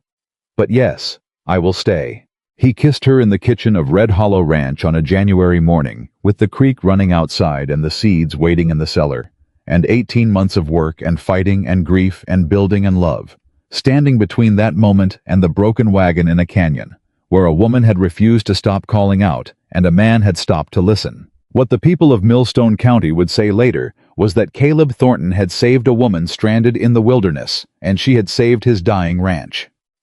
What those who had been in the kitchen, or at the land board, or in the feed store, reading the letter in the Courier, or at the church social tasting bread that tasted like something their mothers had made. What those people said was something different and more accurate. They said a cowboy had been losing everything he had left in the world, and a woman had looked at what he was losing and seen what it was worth, and they had built something together that neither of them could have built alone out of $12.40 and a kitchen that smelled like nothing, and two people who had both learned what it cost to let the wrong person carry you and were ready to try it with the right one. They were both right. But the truest version was simpler than either. A man stopped in a canyon when he had every reason not to. And everything good that followed the ranch, the business, the community, the love, the life was built on that one moment of choosing to stop, choosing to listen. Choosing to stay when leaving would have been easier. At Red Hollow Ranch, in the kitchen where the lamp was always burning.